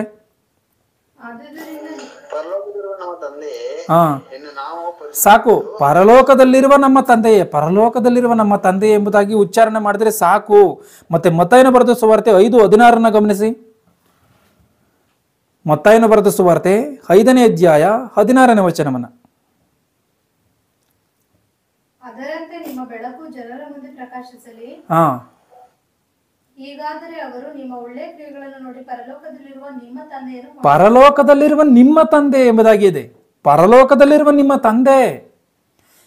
ಮತ್ತೆ ಮತ್ತಾಯನ ಬರೆದ ಸುವಾರ್ತೆ 5:44 ಗಮನಿಸಿ. ಮತ್ತಾಯನ ಬರೆದ ಸುವಾರ್ತೆ 5ನೇ ಅಧ್ಯಾಯ 44.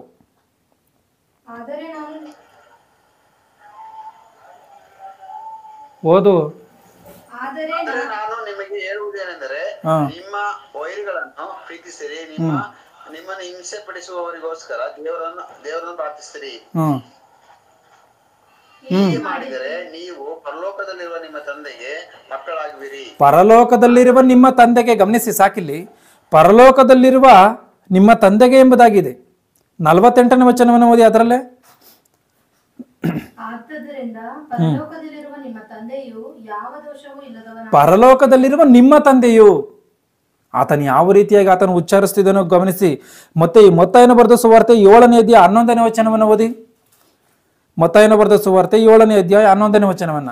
ನೀನು ಕೇಳಿದರೆ ಅವನು ಕೊಡುವನೇ? ಹಾಗಾದರೆ ಕೆಟ್ಟವರಾದ ನೀವು ನಿಮ್ಮ ಮಕ್ಕಳಿಗೆ ಒಳ್ಳೆಯ ಪದಾರ್ಥಗಳನ್ನು ಕೊಡಬಲ್ಲವರಾದರೆ ಪರಲೋಕದಲ್ಲಿರುವ ನಿಮ್ಮ ತಂದೆಯು. ಪರಲೋಕದಲ್ಲಿರುವ ನಿಮ್ಮ ತಂದೆಯು, ಸಾಕು, ಪರಲೋಕದಲ್ಲಿರುವ ನಿಮ್ಮ ತಂದೆಯು. ಲೂಕನು ಬರೆದ ಸುವಾರ್ತೆ 6ನೇ ಅಧ್ಯಾಯ 36ನೇ ವಚನವನ್ನು ಗಮನಿಸಿ. ಲೂಕನು ಬರೆದ ಸುವಾರ್ತೆ 6ನೇ ಅಧ್ಯಾಯ 36ನೇ ವಚನ.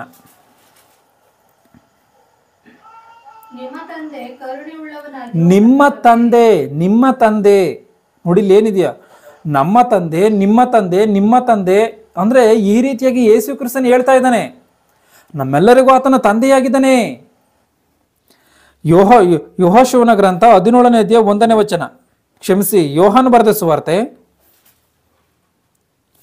17ನೇ ಅಧ್ಯಾಯ 1ನೇ ವಚನ. ಯೇಸು ಈ ಹಾ ಆಕಾಶದ ಕಡೆಗೆ ಕಣ್ಣೆತ್ತಿ ಹೇಳಿದ್ದೇನೆಂದರೆ ಹಾ ತಂದೆಯೇ ತಂದೆಯೇ. ಸಾಕು, ಇಲ್ಲೇನೇ ಯೇಸು ಕ್ರಿಸ್ತನು ಇಲ್ಲಿ ಏನಂತ ಹೇಳ್ತಾ ಇದ್ದಾನೆ? ತಂದೆಯೇ ಎಂಬುದಾಗಿ ಹೇಳ್ತಾ ಇದ್ದಾನೆ. ಅಂದ್ರೆ ಇವತ್ತು ನಾವು ನಮ್ಮ ಶಾರೀರಿಕವಾಗಿರುವಂಥ ಒಂದು ತಂದೆಯನ್ನ ಯಾವ ರೀತಿಯಾಗಿ ನಾವು ಕರಿತೀವೋ ಆ ರೀತಿಯಾಗಿ ಅದಕ್ಕಿಂತ ಇನ್ನೂ ಹೆಚ್ಚಿನದಾದಂಥ ರೀತಿಯಲ್ಲಿ ಆತನನ್ನ ಪ್ರೀತಿಯಿಂದ ನಾವು ಅಪ್ಪ ತಂದೆ ಎಂಬುದಾಗಿ ಕರಿಬೇಕೆ ಹೊರತು ಆತನ ಹೆಸರನ್ನು ಹಿಡದೇ ಮಾತನಾಡಿಸುವಂಥದ್ದು ತಪ್ಪು. ಮನುಷ್ಯನಿಗೆ ಹೆಸರು ಕೂಡ ಗೊತ್ತಿಲ್ಲ. ಗಮನಿಸಿ, ಬೈಬಲಲ್ಲಿ ದೇವರು ಅದನ್ನು ಬರ್ಸಿಲ್ಲ. ಅದನ್ನು ಬರ್ಸಿ ತನ್ನ ಮಹಿಮೆಯನ್ನು ಆತನು ಕಳೆದುಕೊಳ್ಳಲ್ಲ. ಇವತ್ತು ಯಾವುದೇ ಒಬ್ಬ ಶಾರೀರಿಕವಾಗಿರುವಂಥ ತಂದೆ ಯಾವ ರೀತಿಯಾಗಿ ಒಬ್ಬ ಮನುಷ್ಯನು ತನ್ನ ಮಗನು ತನ್ನ ಗರ್ಭದಲ್ಲಿ ಹುಟ್ಟಿದಂಥ ಮಗನು ಹೆಸರಿಡಿದು ಮಾತನಾಡಿದ್ರೆ ಎಷ್ಟರ ಮಟ್ಟಿಗೆ ನೊಂದ್ಕೊಳ್ತಾನೋ ಆ ಮಟ್ಟಿಗೆ ಆತನು ಕೂಡ ನೊಂದ್ಕೊಳ್ಳುವಂಥವನಾಗಿರ್ತಾನೆ. ಮನುಷ್ಯನ ಪಾಪವನ್ನು ನೋಡಿ ನೊಂದ್ಕೊಳ್ಳುತ್ತಿರುವಂಥ ದೇವರು ಆತನು ಹೆಸರಿನಿಡಿದು ಮಾತನಾಡಿಸಿದ್ರೆ ದೇವ ದೂಷಣೆಯನ್ನು ಮಾಡಿದ್ರೆ ಆತನು ನೊಂದ್ಕೊಳ್ಳಲ್ವಾ? ಕಷ್ಟಪಟ್ಟು ನಾನು ಕೋಟಿ ವರ್ಷಗಳು ಈ ಒಂದು ಸೃಷ್ಟಿಯನ್ನು ಉಂಟು ಮಾಡಿದ್ದೀನಿ, ಇವ್ರನ್ನ ಇವತ್ತಿಗೂ ಕೂಡ ಕಾಪಾಡಿ ನಡೆಸ್ತಾ ಇದ್ದೀನಿ, ತಿನ್ನೋದಕ್ಕೆ ಅನ್ನವನ್ನು ಕೊಟ್ಟು ಮಳೆ ಸುರಿಯುವಂತೆ ಮಾಡಿ ಬೆಳೆ ಬರುವಂತೆ ಮಾಡಿ ಪ್ರಾಣ ಹೋಗದಂಥ ರೀತಿಯಲ್ಲಿ ಇವ್ರನ್ನ ಕಾಪಾಡ್ತಾ ಇದ್ದೀನಿ. ಆದರೆ ಇವರೇನಪ್ಪ ಈ ರೀತಿಯಾಗಿ ಮಾತಾಡ್ತಾರೆ ಎಂಬುದಾಗಿ ದೇವರು ನೊಂದ್ಕೊಳ್ಳಲ್ವಾ? ಆತನು ನೊಂದ್ಕೊಳ್ಳುವಂಥವನಾಗಿರ್ತಾನೆ. ನಾವು ಓದ್ಕೊಂಡಿರುವಂಥ ಈ ಒಂದು ಎಲ್ಲ ಒಂದು ಮಾತುಗಳಲ್ಲಿ ಯೇಸು ಕ್ರಿಸ್ತನು ತಂದೆ ತಂದೆ ಎಂಬುದಾಗಿ ಆತನು ಮಾತನಾಡಿದ್ದಾನೆ ಹೊರತು ಬೇರೆ ಯಾವುದೋ ಪದಗಳನ್ನು ಹೆಸರುಗಳನ್ನು ಆತನು ಗುರುತಿಸಿ ಮಾತನಾಡಿಲ್ಲ ಎನ್ನುವಂಥದ್ದನ್ನು ನಾವು ಖಚಿತವಾಗಿ ಅರ್ಥ ಮಾಡಿಕೊಳ್ಬೇಕು. ಅಂದರೆ ಯೇಸು ಕ್ರಿಸ್ತನು ಯಾವ ರೀತಿಯಾಗಿ ಆತನು ಉಚ್ಚಾರವನ್ನು ಮಾಡಿದ್ದಾನೆ ನಾವು ಆ ರೀತಿಯಾಗಿ ಉಚ್ಚಾರ ಮಾಡಿದ್ರೆ ಸಾಕು. ಅದು ಹೊರತು ನಾವು ಇದಕ್ಕಿಂತ ಹೆಚ್ಚಿನದಾಗಿ ನಾವು ಏನೋ ತಲೆ ಕೆಡಿಸ್ಕೊಳ್ಳುವಂಥ ಅಗತ್ಯತೆ ಇಲ್ಲ. ಮತ್ತೆ ಇಂಥ ಒಂದು ಬೋಧನೆಗಳನ್ನು ಹೇಳುವಂಥ ಈ ಒಂದು ಹೆಸರೇ ಕರೆಕ್ಟು, ಆ ಒಂದು ಹೆಸರೇ ಕರೆಕ್ಟು, ಈ ಭಾಷೆಯೇ ಕರೆಕ್ಟು, ಆ ಭಾಷೆಯೇ ಕರೆಕ್ಟು ಎನ್ನುವಂಥ ರೀತಿಯಲ್ಲಿ ಗುರುತಿಸಿ ಮಾತನಾಡುವಂಥ ಆ ಒಂದು ವ್ಯಕ್ತಿಗಳ ವಿಷಯದಲ್ಲಿ ಯಾವ ರೀತಿಯಾಗಿರಬೇಕು ಎನ್ನುವಂಥದ್ದು 1ನೇ ಶತಮಾನದಲ್ಲೇನೇ ದೇವರು ಎಚ್ಚರಿಕೆಯನ್ನು ಕೊಟ್ಟಿದ್ದಾನೆ. ಅದೇನು ಅಂತ ಅಂದರೆ ತೀತನಿಗೆ ಬರೆದ ಪುಸ್ತಕ 3ನೇ ಅಧ್ಯಾಯ 9, 10, 11 ಗಮನಿಸಿ. ತೀತನಿಗೆ ಬರೆದ ಪುಸ್ತಕ 3ನೇ ಅಧ್ಯಾಯ 9ನೇ ವಚನ, 10ನೇ ವಚನ, 11ನೇ ವಚನವನ್ನು ಗಮನಿಸಿ. ಆದರೆ ಬುದ್ಧಿ ಇಲ್ಲದ ವಿತರ್ಕಗಳಿಗೂ, ವಿತರ್ಕಗಳು ಅಂದ್ರೆ ಏನು ಅಂದ್ರೆ ತರ್ಕ ಮಾಡುವಂಥದ್ದು ಅಂದ್ರೆ ವಾದಗಳು, ಬುದ್ಧಿ ಇಲ್ಲದ ವಾದಗಳು, ಬುದ್ಧಿ ಇರುವಂಥದ್ದಲ್ಲ, ಬುದ್ಧಿ ಇಲ್ಲದೆ ಇರುವಂಥ ರೀತಿಯಲ್ಲಿ ವಾದನ ಮಾಡುವಂಥದ್ದು ತಪ್ಪು. ಇವತ್ತು ಯಾವುದೇ ಒಬ್ಬ ಮನುಷ್ಯನು ಆತನು ಯಾವುದೋ ಒಂದು ಮಾತನ್ನು ಮಾತನಾಡ್ತಾನೆ ಅಂತಂದ್ರೆ ಅದು ನ್ಯಾಯವಾಗಿ ನೀತಿಯಿಂದ ಇರುವಂಥ ರೀತಿಯಲ್ಲಿ ಆತನು ಮಾತನಾಡಬೇಕು. ಅದು ಹೊರತು ನ್ಯಾಯ ರೀತಿ ಇಲ್ಲದೆ ಇರುವಂಥ ರೀತಿಯಲ್ಲಿ ಆತನು ಮಾತನಾಡಿದ್ರೆ ಅದು ಯಾವ ಲೆಕ್ಕ? ಅದೇನಾದ್ರೂ ಒಳ್ಳೇದಲ್ಲ. ಅದರಂತೆ ಏನಂತೆ ಬುದ್ಧಿ ಇಲ್ಲದ ವಿತರ್ಕಗಳಿಗೂ, ಮುಂದೆ ವಂಶಾವಳಿಗಳಿಗೂ ಜಗಳಗಳಿಗೂ. ಗಮನಿಸಿ, ವಂಶಾವಳಿಗಳ ವಿಷಯದಲ್ಲಿ ಈ ವಂಶಾವಳಿಗಳ ವಿಷಯದಲ್ಲಿ ಒಂದು ಮಾತನ್ನು ಚೆನ್ನಾಗಿ ಗಮನಿಸಬೇಕು. ಕೆಲವೊಂದು ವಂಶಾವಳಿಗಳಲ್ಲಿ ಒಬ್ಬನೇ ಒಬ್ಬ ವ್ಯಕ್ತಿಯ ಹೆಸರು 2 ರೀತಿಯಾಗಿ ಬರೆಯಲ್ಪಟ್ಟಿರ್ತದೆ. ಅದನ್ನ ಸಮಯ ಬಂದಂಥ ಸಮಯದಲ್ಲಿ ಒಂದು ವೇಳೆ ಆಲೋಚನೆ ಮಾಡಿ ನೋಡ್ಕೊಳ್ಳೋಣ. ಒಬ್ಬನೇ ವ್ಯಕ್ತಿಯ ಹೆಸರು 2 ರೀತಿಯಾಗಿ ಬರೆಯಲ್ಪಟ್ಟಿರ್ತದೆ. ಯಾವ ರೀತಿಯಾಗಿ ಅಂದ್ರೆ 2 ರೀತಿಯಲ್ಲಿ ಕರೆದಿರ್ತಾರೆ ಅಷ್ಟೇನೇನೆ. ಈಗ ಕೆಲವರಿಗೆ ಹೆಸರುಗಳು 2 ಇರ್ತದೆ. ಅವರ ಮನೆಯಲ್ಲಿ ಒಂದು ರೀತಿಯಾಗಿ ಗುರುತಿಸಿ ಮಾತನಾಡ್ತಾರೆ, ಅವರ ಸ್ಕೂಲ್ ಡಾಕ್ಯುಮೆಂಟಲ್ಲೋ ಇಲ್ಲ ಅವ್ರು ಬೇರೆ ಯಾರೋ ಒಂದು ಫ್ರೆಂಡ್ಗಳು ಇನ್ನೊಂದು ರೀತಿಯಲ್ಲಿ ಗುರುತಿಸಿ ಮಾತನಾಡ್ತಿರ್ತಾರೆ. ಆ ರೀತಿಯಾಗಿ ಕೆಲವೊಂದು ವಂಶಾವಳಿಗಳಲ್ಲಿ ಕೆಲವೊಂದು ವ್ಯಕ್ತಿಗಳ ಹೆಸರು ಕಾಣ್ತಿರ್ತದೆ. ಅದನ್ನು ನೋಡಿ ಬೈಬಲ್ ತಪ್ಪು ಎನ್ನುವಂಥ ರೀತಿಯಲ್ಲಿ ಮಾತನಾಡುವಂಥದ್ದು ತಪ್ಪು. ಆಗಿರುವಂಥ ಕಾರಣ ಬುದ್ಧಿ ಇಲ್ಲದ ವಿತರ್ಕಗಳಿಗೂ ವಂಶಾವಳಿಗಳಿಗೂ ಧರ್ಮಶಾಸ್ತ್ರದ ವಿಷಯವಾದ ವಾಗ್ವಾದಗಳಿಗೂ ದೂರವಾಗಿರ್ಬೇಕಂತೆ. ಅಂದ್ರೆ ಒಬ್ಬ ಮನುಷ್ಯನ ಯಾವುದೋ ಒಂದು ಮಾತನಾಡ್ತಾನೆ ಅಂದ್ರೆ ಅದಕ್ಕೆ ಅರ್ಥವಾಗಿರುವಂಥ ರೀತಿಯಲ್ಲಿ ಆತನು ಸರಿಯಾದಂಥ ರೀತಿಯಲ್ಲಿ ಮಾತನಾಡಬೇಕು. ಸರಿ ಇಲ್ಲದಂಥ ರೀತಿಯಲ್ಲಿ ಮಾತನಾಡುವಂಥ ಅಂಥ ಒಂದು ವ್ಯಕ್ತಿಗಳ ವಿಷಯದಲ್ಲಿ ಹೋಗ್ಬಾರ್ದಂತೆ. ನೀವು ಅಂಥ ಒಂದು ವಿವಾದಗಳಿಗೆ ದೂರವಾಗಿರ್ಬೇಕಂತೆ. ಮತ್ತೆ ಓದೋದನ್ನ ಬುದ್ಧಿ ಇಲ್ಲದ ವಿತರ್ಕಗಳಿಗೂ ವಂಶಾವಳಿಗಳಿಗೂ ಜಗಳಗಳಿಗೂ, ಗಮನಿಸಿ, ಜಗಳಗಳಿಗೂ ಕೂಡ ದೂರವಾಗಿರ್ಬೇಕಂತೆ. ಧರ್ಮಶಾಸ್ತ್ರದ ವಿಷಯವಾದಂಥ ವಾಗ್ವಾದಗಳಿಗೂ ದೂರವಾಗಿರು. ಅವು ನಿಷ್ಪ್ರಯೋಜನ, ಅವು ಪ್ರಯೋಜನ ಇಲ್ಲ. ವ್ಯರ್ಥವೂ ಆಗಿವೆ. ವ್ಯರ್ಥವೂ ಕೂಡ ಆಗಿವೆ. ಸಭೆಯಲ್ಲಿ ವೇದ ಹುಟ್ಟಿಸುವ ಮನುಷ್ಯನನ್ನು 2 ಸಾರಿ ಬುದ್ಧಿ ಹೇಳಿದ ಮೇಲೆ ಬಿಟ್ಟು ಬಿಡು. 11ನೇ ವಚನ. ಅಂತವನು ಸನ್ಮಾರ್ಗ ತಪ್ಪಿದವನು, ಪಾಪ ಮಾಡುವವನು ಆಗಿದ್ದಾನೆ. ತಾನು ಶಿಕ್ಷಾ ಪಾತ್ರನೆಂದು ಅವನ ಮನಸ್ಸೇ ನಿರ್ಣಯಿಸುವುದು. ಗಮನಿಸಿ. ಮತ್ತೆ 2 ಪೇತ್ರ 3:17 ಗಮನಿಸಿ. 2 ಪೇತ್ರ 3ನೇ ಅಧ್ಯಾಯ 17ನೇ ವಚನವನ್ನ. ಆದ ಕಾರಣ ಪ್ರಿಯರೇ, ನೀವು ಈ ಸಂಗತಿಗಳನ್ನು ಮುಂದಾಗಿ ತಿಳಿದುಕೊಂಡಿರುವುದರಿಂದ ಅಧರ್ಮಿಗಳ ಭ್ರಾಂತಿಯ ಸೆಳವಿಗೆ ಸಿಕ್ಕಿಕೊಂಡು ಅಧರ್ಮಿಗಳ ಭ್ರಾಂತಿಯ ಸೆಳವಂತೆ. ಅಂದ್ರೆ ಅಧರ್ಮಿಗಳು ಏನ್ ಮಾಡ್ತಾರೆ? ದೇವರ ವಾಕ್ಯಕ್ಕೆ ವಿರುದ್ಧವಾಗಿ ಬೋಧನೆ ಮಾಡುವಂತವರು ಇವ್ರು ಏನ್ ಮಾಡ್ತಾರೆ ಅಂದ್ರೆ ಅಧರ್ಮಿಗಳಂತೆ. ಈ ಅಧರ್ಮಿಗಳ ಭ್ರಾಂತಿಯ ಸೆಳವಿಗೆ ಸಿಗಬಾರ್ದಂತೆ. ಇವತ್ತು ನೀರಿನಲ್ಲಿ ಸುಳಿ ಎಂಬುದಾಗಿ ಬರುತ್ತೆ. ಅದರಲ್ಲಿ ಮನುಷ್ಯನೊಂದೊಳ್ಳೆ ಸಿಕ್ಕಿಕೊಂಡ್ರೆ ಅದರಿಂದ ತಪ್ಪಿಸ್ಕೊಳ್ಳೋದಕ್ಕೆ ಸಾಧ್ಯವಾಗಲ್ಲ, ಅವನ ಸಾವೇ ಗತಿ. ಆ ರೀತಿಯಾಗಿ ಈ ಒಂದು ಅಧರ್ಮಿಗಳ ಸುಳಿವಿಗೆ ಸಿಕ್ಕಿಕೊಂಡ್ರೆ ಮನುಷ್ಯನ ಅದನ್ನು ತಪ್ಪಿಸ್ಕೊಳ್ಳೋದಕ್ಕೆ ಸಾಧ್ಯವಾಗಲ್ಲ. ಆಗಿರುವಂಥ ಕಾರಣ ಇವತ್ತು ಯಾವುದೊಬ್ಬ ಮನುಷ್ಯನು ಎಚ್ಚರಿಕೆಯಿಂದ ಇರಬೇಕು. ಅವನು ಯಾವುದರಲ್ಲಿ ಈ ಲೋಕದಲ್ಲಿ ಭೌತಿಕವಾದಂಥ ಕಾರ್ಯಗಳಲ್ಲಿ ಯಾವುದರಲ್ಲಿ ಮೋಸ ಹೋದ್ರೂ ಪರವಾಗಿಲ್ಲ. ಅವನ ಹಣಕಾಸಿನಲ್ಲಿ ಮೋಸ ಹೋಗಿದ್ದಾನ, ಇಲ್ಲ ಇನ್ನೊಂದರಲ್ಲಿ ಮತ್ತೊಂದರಲ್ಲಿ ಯಾವುದರಲ್ಲೇ ಮೋಸ ಹೋಗಿದ್ದಾನೆ ಅಂದರೆ ಅದರಲ್ಲಿ ನಷ್ಟವೇ ಇಲ್ಲ.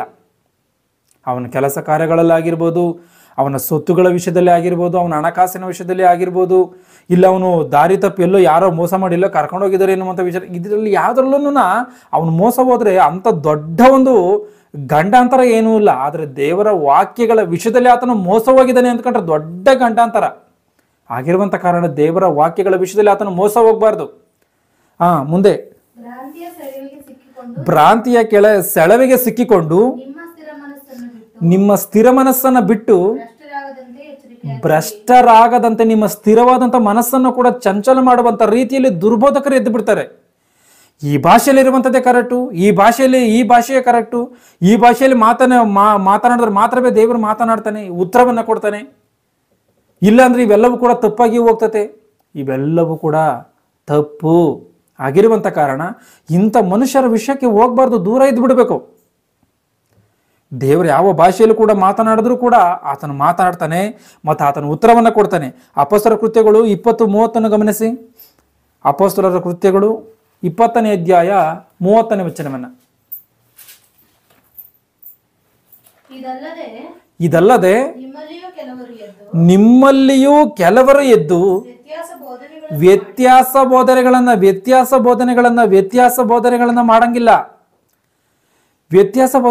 ಮಾಡಂಗಿಲ್ಲ. ಗಮನಿಸ್ಬೇಕಿಲ್ಲಿ ಯಾಕೋಬರ ಗ್ರಂಥದಲ್ಲಿ ಒಂದು ಮಾತು ಬರೆಯಲ್ಪಟ್ಟಿದೆ.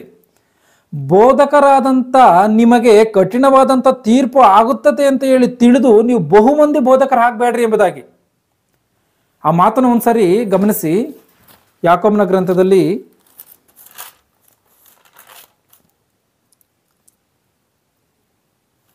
3ನೇ ಅಧ್ಯಾಯ 1ನೇ ವಚನವನ್ನು ಗಮನಿಸಿ.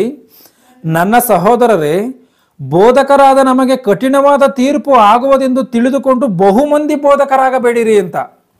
ಅಂದರೆ ಈ ಮಾತುಗಳು ನಿಮಗೆ ವ್ಯತಿರೇಕವಾದಂಥ ರೀತಿಯಲ್ಲಿ ಅನುಮಾನವನ್ನು ಹುಟ್ಟಿಸುವಂಥ ರೀತಿಯಲ್ಲಿ ಕಾಣಬಹುದು. ಅದು ಯಾವ ರೀತಿಯಾಗಿ ಅಂದರೆ, ಯೇಸು ಕ್ರಿಸ್ತನು ಆತನು ಭೂಮಿಯಲ್ಲಿ ಇದ್ದಂಥ ಸಮಯದಲ್ಲಿ ಒಂದು ಮಾತನ್ನು ಹೇಳ್ತಾನೆ. ಅದೇನು ಅಂದರೆ, ಬೆಳೆಯು ಬಹಳ, ಕೆಲಸದವರು ಸ್ವಲ್ಪ ಆಗಿರುವಂಥ ಕಾರಣ ಬೆಳೆಯ ಯಜಮಾನನನ್ನ ಕೆಲಸಕ್ಕೆ ಆಳುಗಳು ಬೇಕಾಗಿದೆ ಎಂಬುದಾಗಿ ನೀವು ಬೇಡಿಕೊಳ್ಳ್ರಿ ಎಂಬುದಾಗಿ ಹೇಳ್ತಾನೆ. ಅಂದರೆ ಏನಿದ್ರ ಅರ್ಥ? ಭೂಮಿ ಮೇಲೆ ಏನೋ ಭೌತಿಕವಾದಂಥ ರೀತಿಯಲ್ಲಿ ಕೆಲಸವನ್ನು ನಡೆಸೋದಕ್ಕೋಸ್ಕರವಾ? ಅಲ್ಲ. ಅಂದರೆ ಬೆಳೆಯ ಯಜಮಾನ ಇದ್ದಾನೆ. ಬೆಳೆಯ ಯಜಮಾನನ ಯಾರು? ದೇವರು. ಬೆಳೆಯು ಬಹಳ ಅಂತ ಅಂದರೆ ಈ ಭೂಮಿ ಮೇಲೆ ಬಹುಮಂದಿ ಮನುಷ್ಯರಿದ್ದಾರೆ. ಈ ಮನುಷ್ಯರನ್ನ ದೇವರ ಮಾರ್ಗಕ್ಕೆ ನಡೆಸುವುದಕ್ಕೆ ಬಹುಮಂದಿ ಕೆಲಸಗಾರರು ಬೇಕು. ಅಂದರೆ ದೇವರ ಸೇವಕರು ಬೇಕು. ದೇವರ ವಾಕ್ಯದಂತೆ ಸರಿಯಾದಂಥ ರೀತಿಯಲ್ಲಿ ಮನುಷ್ಯರನ್ನ ದೇವರ ಮಾರ್ಗಕ್ಕೆ ನಡೆಸುವುದಕ್ಕೆ ಹಲವಾರು ಜನ ಬೋಧಕರು ಬೇಕು. ಅದಕ್ಕೋಸ್ಕರ ನೀವೇನು ಮಾಡ್ರಿ, ನೀವು ದೇವರನ್ನ ಬೋಧಕರು ಬೇಕು ಎಂಬುದಾಗಿ ನೀವು ದೇವರನ್ನ ಬೇಡ್ಕೊಳ್ರಿ ಎಂಬುದಾಗಿ ಯೇಸು ಕ್ರಿಸ್ತನು ಹೇಳ್ತಾನೆ.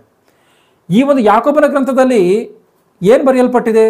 ಬೋಧಕರಾದಂಥ ನಮಗೆ ಕಠಿಣವಾದಂಥ ತೀರ್ಪು ಆಗುತ್ತೆ ಅಂತ ಹೇಳಿ ತಿಳ್ಕೊಂಡು ನೀವು ಬಹುಮಂದಿ ಬೋಧಕರಾಗಬೇಡ್ರಿ. ಅಂದರೆ ಬೋಧಕರಾದರೆ ಕಠಿಣವಾದಂಥ ತೀರ್ಪಾಗುತ್ತೆ. ಯಾವ ರೀತಿಯಾಗಿ ಅಂತಂದರೆ, ಈಗ ನಾನಿದ್ದೀನಿ, ನಾನು ಬೋಧನೆ ಮಾಡಿ ಬೋಧನೆಯಂತ ನಡ್ಕೊಂಡ್ಲಿಲ್ಲ ಅಂತಂದರೆ ನನಗೆ ಕಠಿಣವಾದಂಥ ತೀರ್ಪು. ನೀನು ಇನ್ನೊಬ್ಬರಿಗೆ ಹೇಳಿದ್ಯಾ, ನೀನು ನಡ್ಕೊಂಡಿಲ್ಲ, ಆಗಿರುವಂಥ ಕಾರಣ ನಿನಗೆ ಹೆಚ್ಚಿನದಂಥ ಶಿಕ್ಷೆ ಅಂತ. ಆಗಿರುವಂಥ ಕಾರಣ ಬಹುಮಂದಿ ಬೋಧಕರಾಗಬೇಡ್ರಿ, ಎಲ್ಲರೂ ಕೂಡ ನೀವು ಬೋಧಕರಾಗಬೇಡ್ರಿ ಎಂಬುದಾಗಿ ಇಲ್ಲಿದೆ. ಈಗ ಅನುಮಾನವನ್ನು ಹುಟ್ಟಬಹುದು ನಿಮಗೆ, ಯೇಸು ಕ್ರಿಸ್ತನ ಅಲ್ಲಿ ನೋಡಿದ್ರೆ ಬೋಧಕರೆಲ್ಲ ಬೇಕು ಎಂಬುದಾಗಿ ಬೇಡ್ಕೊಳ್ರಿ ಎಂಬುದಾಗಿ ಯೇಸು ಕ್ರಿಸ್ತನ ಹೇಳಿದ್ದಾನೆ, ಇಲ್ಲಿ ಬೋಧಕರಾಗಬೇಡ್ರಿ ಎಂಬುದಾಗಿ ಇಲ್ಲಿದೆ ಅಂತಾನೆ. ಅಂದರೆ ಇದರ ಅರ್ಥ ಏನು ಅಂತಂದರೆ, ಬೋಧಕರಾಗಬೇಡ್ರಿ ಅಂತ ಹೇಳಿ ಅಂದರೆ ಏನು ಅರ್ಥ ಅಂದರೆ, ಇವತ್ತು ಪ್ರಪಂಚದಲ್ಲಿರುವಂಥ ಯಾವುದೇ ಬೋಧಕರುಗಳಾಗಿರ್ಬೋದು, ಎಷ್ಟೇ ಜನ ಬೋಧಕರುಗಳು ಎದ್ದೇಳ್ಬೋದು, ಇವರೆಲ್ಲರೂ ಕೂಡ ಬೋಧನೆ ಮಾಡುವಂಥದ್ದು ಒಂದೇ ರೀತಿಯಾಗಿ ಇರಬೇಕು, ದೇವರ ವಾಕ್ಯಕ್ಕನುಸಾರವಾಗಿ. ಇದು ಈ ಮಾತಿನ ಅರ್ಥ. ಇವತ್ತು ಪ್ರಪಂಚದಲ್ಲಿರುವಂಥ 800 ಕೋಟಿ ಮನುಷ್ಯರುಗಳಲ್ಲಿ 800 ಕೋಟಿ ಮನುಷ್ಯರು ಕೂಡ ಬೋಧಕರಾಗಲಿ, ಆದರೆ ಎಲ್ಲರ ಬೋಧನೆಯು ಒಂದೇ ರೀತಿಯಲ್ಲಿ ಇರಬೇಕು. ಅದು ಬೈಬಲ್ಗೆ ಅನುಸಾರವಾಗಿ ಇರಬೇಕು. ಗಮನಿಸಿ, ಬೈಬಲ್ಗೆ ವ್ಯತಿರೇಕವಾಗಿ, ದೇವರ ವಾಕ್ಯಗಳಿಗೆ ವ್ಯತಿರೇಕವಾದಂಥ ರೀತಿಯಲ್ಲಿ ಇರಂಗಿಲ್ಲ. ದೇವರ ವಾಕ್ಯಗಳಿಗೆ ವ್ಯತಿರೇಕವಾಗಿ ಇರುವಂಥವನು ಯಾವನು ಕೂಡ ಬೋಧಕನಾಗಂಗಿಲ್ಲ. ದೇವರ ವಾಕ್ಯಕ್ಕೆ ವ್ಯತಿರೇಕವಾಗಿ ಬೋಧನೆ ಮಾಡುವಂಥವನು ಬೋಧಕನಾಗಂಗಿಲ್ಲ. ಇದು ಈ ಮಾತುಗಳ ಅರ್ಥ. ಅಂದರೆ ಏನಕ್ಕೆ ಮಾತುಗಳನ್ನು ಹೇಳಿದ್ದೇನೆ ಅಂತಂದರೆ, ಬೋಧಕರಾದಂಥವರು ಖಚಿತವಾಗಿ ಇರಬೇಕು, ಅವರು ಸ್ಥಿರವಾಗಿ ಇರಬೇಕು, ದೇವರ ವಾಕ್ಯಗಳಲ್ಲಿ ಜ್ಞಾನವಂತರಾಗಿರಬೇಕು, ಸರಿಯಾದಂಥ ರೀತಿಯಲ್ಲಿ ಬೋಧನೆ ಮಾಡಬೇಕು ಅಂತ. ಈ ಅಪೊಸ್ತಲರ ಕೃತ್ಯಗಳು 20:30 ಮತ್ತೆ ಗಮನಿಸಿ, ಓದಿ. ಇದಲ್ಲದೆ ನಿಮ್ಮಲ್ಲಿಯೂ ಕೆಲವರು ಎದ್ದು ವ್ಯತ್ಯಾಸವಾದಂಥ ಬೋಧನೆಗಳನ್ನು ಮಾಡಿ, ವ್ಯತ್ಯಾಸ ಬೋಧನೆಯನ್ನು ಮಾಡಂಗಿಲ್ಲ, ವ್ಯತ್ಯಾಸ ಬೋಧನೆಯನ್ನು ಮಾಡಿ ಯೇಸುವಿನ ಶಿಷ್ಯರನ್ನು ತಮ್ಮ ಹಿಂದೆ ಎಳಕೊಳ್ಳುವರು. ಯೇಸು ಕ್ರಿಸ್ತನ ಶಿಷ್ಯರನ್ನ ವ್ಯತ್ಯಾಸ ಬೋಧನೆಯನ್ನು ಮಾಡಿ ತಮ್ಮ ಹಿಂದೆ ಎಳ್ಕೊಳ್ತಾರಂತೆ. ಆಲೋಚನೆ ಮಾಡಿ. ಅಂದರೆ ಇವತ್ತು ದೇವರ ವಾಕ್ಯಗಳನ್ನು ನಾವು ಯಾವ ರೀತಿಯಾಗಿ ಕೇಳಬೇಕು ಅಂದರೆ, ಯಾವನೇ ಆಗಿರ್ಬೋದು, ಈವನ್ ನನ್ನನ್ನು ನಾನು ಸೇರಿಸ್ಕೊಂಡು ಹೇಳ್ತಾ ಇದ್ದೀನಿ, ಇಲ್ಲಿ ಈ ಭೂಮಿ ಮೇಲೆ ಯಾವನೇ ಆಗಿರ್ಬೋದು, ಅವನು ಹೇಳುವಂಥ ಮಾತು ಬೈಬಲ್ಗೆ ಅನುಸಾರವಾಗಿ ಇದೆಯಾ, ಬೈಬಲಲ್ಲಿ ಇದೆಯಾ ಎನ್ನುವಂಥದ್ದನ್ನು ನೋಡಬೇಕು. ಅವನು ಹೇಳುವಂಥ ಮಾತು ಬೈಬಲಲ್ಲಿ ಇಲ್ಲ, ಬೈಬಲ್ಗೆ ಅನುಸಾರವಾಗಿ ಇಲ್ಲ ಅಂತಂದರೆ ಅವನನ್ನು ಬಿಟ್ಟು ದೂರ ತೊಲಗಿ ಹೋಗ್ಬೇಕು. ಇವತ್ತು ನಾನು ಹೇಳುವಂಥ ಮಾತು ಬೈಬಲಲ್ಲಿ ಇಲ್ಲ ಅಂದರೆ, ಬೈಬಲ್ಗೆ ಅನುಸಾರವಾಗಿ ಇಲ್ಲ ಅಂದರೆ ನೀವ್ಯಾರು ಕೂಡ ಈ ಮೀಟಿಂಗಿಗೆ ಬರಬಾರ್ದು. ಚೆನ್ನಾಗಿ ಇದನ್ನು ಅರ್ಥ ಮಾಡ್ಕೊಳ್ಳಿ. ಮುಂದೆ ಓದಿ.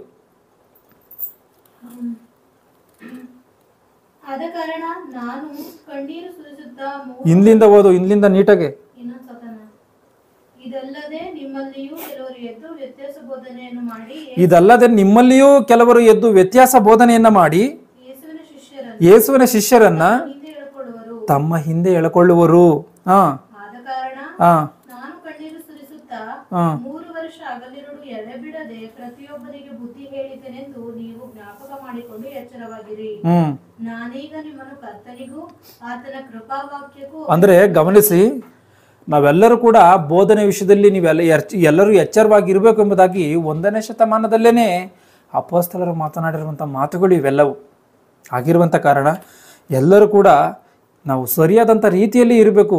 ಇವತ್ತು ದೇವರಿಗೆ ಏನು ಹೆಸರಿದೆ, ದೇವರಿಗೆ ಆ ಹೆಸರಿದೆಯಾ, ಈ ಹೆಸರಿದೆಯಾ ಎನ್ನುವಂಥ ರೀತಿಯಲ್ಲಿ ಆಲೋಚನೆ ಮಾಡಿ ಅದಕ್ಕೋಸ್ಕರ ತಲೆ ಕೆಡಿಸಿಕೊಳ್ಳದೆ ಏನನ್ನ ಮಾಡಿ ಪರಲೋಕವನ್ನು ಸೇರಬೇಕೋ, ಏನನ್ನ ಮಾಡಿ ತಂದೆಯನ್ನು ಸಂತೋಷ ಪಡಿಸ್ಬೇಕು, ಏನನ್ನ ಮಾಡಿ ಆತನ ಆವೇದನೆಯನ್ನು ಕಡಿಮೆ ಮಾಡಬೇಕು, ಇವತ್ತು ಏನು ಮಾಡಿದ್ರೆ ಆತನು ಸಂತೋಷ ಪಡ್ತಾನೋ ಎನ್ನುವಂಥದ್ದನ್ನು ಅರ್ಥ ಮಾಡಿಕೊಂಡು ಅದನ್ನ ಮಾಡಬೇಕೇ ಹೊರತು ಈ ವಿಚಾರಗಳಿಗೆಲ್ಲ ಮನುಷ್ಯನ ವಿಪರೀತವಾದಂಥ ರೀತಿಯಲ್ಲಿ ತಲೆ ಕೆಡಿಸ್ಕೊಂಡು ಅದರಲ್ಲಿ ಮುಳುಗಿ ಹೋಗಬಾರ್ದು. ಇವತ್ತು ಖಚಿತವಾಗಿ ಏನಿದೆ, ಒಬ್ಬ ಪಾಪಿ ದೇವರ ಕಡೆಗೆ ತಿರುಗಿಕೊಂಡ್ರೆ ಪರಲೋಕದಲ್ಲಿ ಸಂತೋಷ ಉಂಟಾಗುತ್ತೆ ಎಂಬುದಾಗಿ ವಾಕ್ಯ ಇದ್ರೂ ಕೂಡ ಅದನ್ನು ನಾವು ಮಾಡದೆ ಒಬ್ಬ ಮನುಷ್ಯನನ್ನು ದೇವರ ಕಡೆಗೆ ತಿರುಗಿಸದೆ ನಮಗಿಷ್ಟವಾದಂಥ ರೀತಿಯಲ್ಲಿ ನಾವು ಯಾವುದೋ ಒಂದು ಮಾಡ್ಕೊಂಡು ಹೋದರೆ ಅದು ತಪ್ಪು. ನಾವು ದೇವರ ಆಲೋಚನೆಗೆ ಅನುಸಾರವಾಗಿ ದೇವ್ರು ಯಾವುದನ್ನು ಮಾಡಿದ್ರೆ ಸಂತೋಷ ಪಡ್ತಾನೋ, ನಾವೇನನ್ನು ಮಾಡಿದ್ರೆ ದೇವರು ಪರಲೋಕವನ್ನು ಕೊಡ್ತಾನೋ, ನಾವೇನನ್ನು ಮಾಡಿದ್ರೆ ಒಬ್ಬ ಪಾಪಿ ದೇವರ ಕಡೆಗೆ ತಿರುಗಿಕೊಳ್ತಾನೋ, ಇದನ್ನು ಆಲೋಚನೆ ಮಾಡಿ ಅದನ್ನೇ ಮಾಡಬೇಕೇ ಹೊರತು ವ್ಯರ್ಥವಾಗಿರುವಂಥ ಕಾರ್ಯಗಳನ್ನು ಮಾಡಿ ದೇವರನ್ನು ದುಃಖಪಡಿಸಬಾರ್ದು, ಕಾಲವನ್ನು ವ್ಯರ್ಥ ಮಾಡಿಕೊಳ್ಳಬಾರ್ದು, ನಾವು ಕೂಡ ನರಕಕ್ಕೆ ಹೋಗಬಾರ್ದು. ಗಮನಿಸಿ, ಆ ಭಾಷೆಯಲ್ಲಿರುವಂಥದ್ದೇ ಕರೆಕ್ಟ್, ಈ ಭಾಷೆಯಲ್ಲಿ ಇರುವಂಥದ್ದೇ ಕರೆಕ್ಟು ಅಂತ ಹೇಳಿ ನಾವು ಅಂದ್ಕೊಂಡು ಅದನ್ನೇ ಹುಡುಕಿಕೊಂಡು ಕೂತ್ಕೊಂಡು ಒಂದು ವೇಳೆ ನಾವು ಆ ಒಂದು ಅಜ್ಞಾನದಲ್ಲೇ ಇರೋದಕ್ಕಿನ್ನ ದೇವರ ವಾಕ್ಯವನ್ನು ಗಮನಿಸಬೇಕು. ಒಂದು ಮಾತು ಏನಿದೆ ಅಂದರೆ, ಮತ್ತಾಯನ ಬರೆದ ಸುವಾರ್ತೆ 7ನೇ 21ನೇ ವಚನವನ್ನು ಗಮನಿಸಿ. ಮತ್ತಾಯನ ಬರೆದ ಸುವಾರ್ತೆ 7ನೇ 21ನೇ ವಚನವನ್ನ.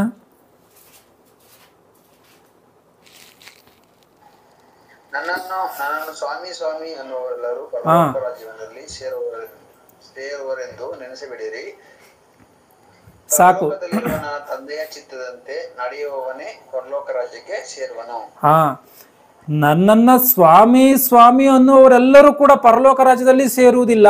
ಇವತ್ತು ದೇವ್ರೆ ಇದೇ ಹೆಸರು ಅದೇ ಹೆಸರು ಅಂತ ಹೇಳಿ ಅಂದ್ಕೊಂಡು ಆ ಹೆಸರನ್ನೇ ಕರ್ಕೊಂಡು ಕೂತ್ಕೊಂಡ್ರೆ ಮನುಷ್ಯನ ಪರಲೋಕಕ್ಕೆ ಸೇರಲ್ವಂತೆ.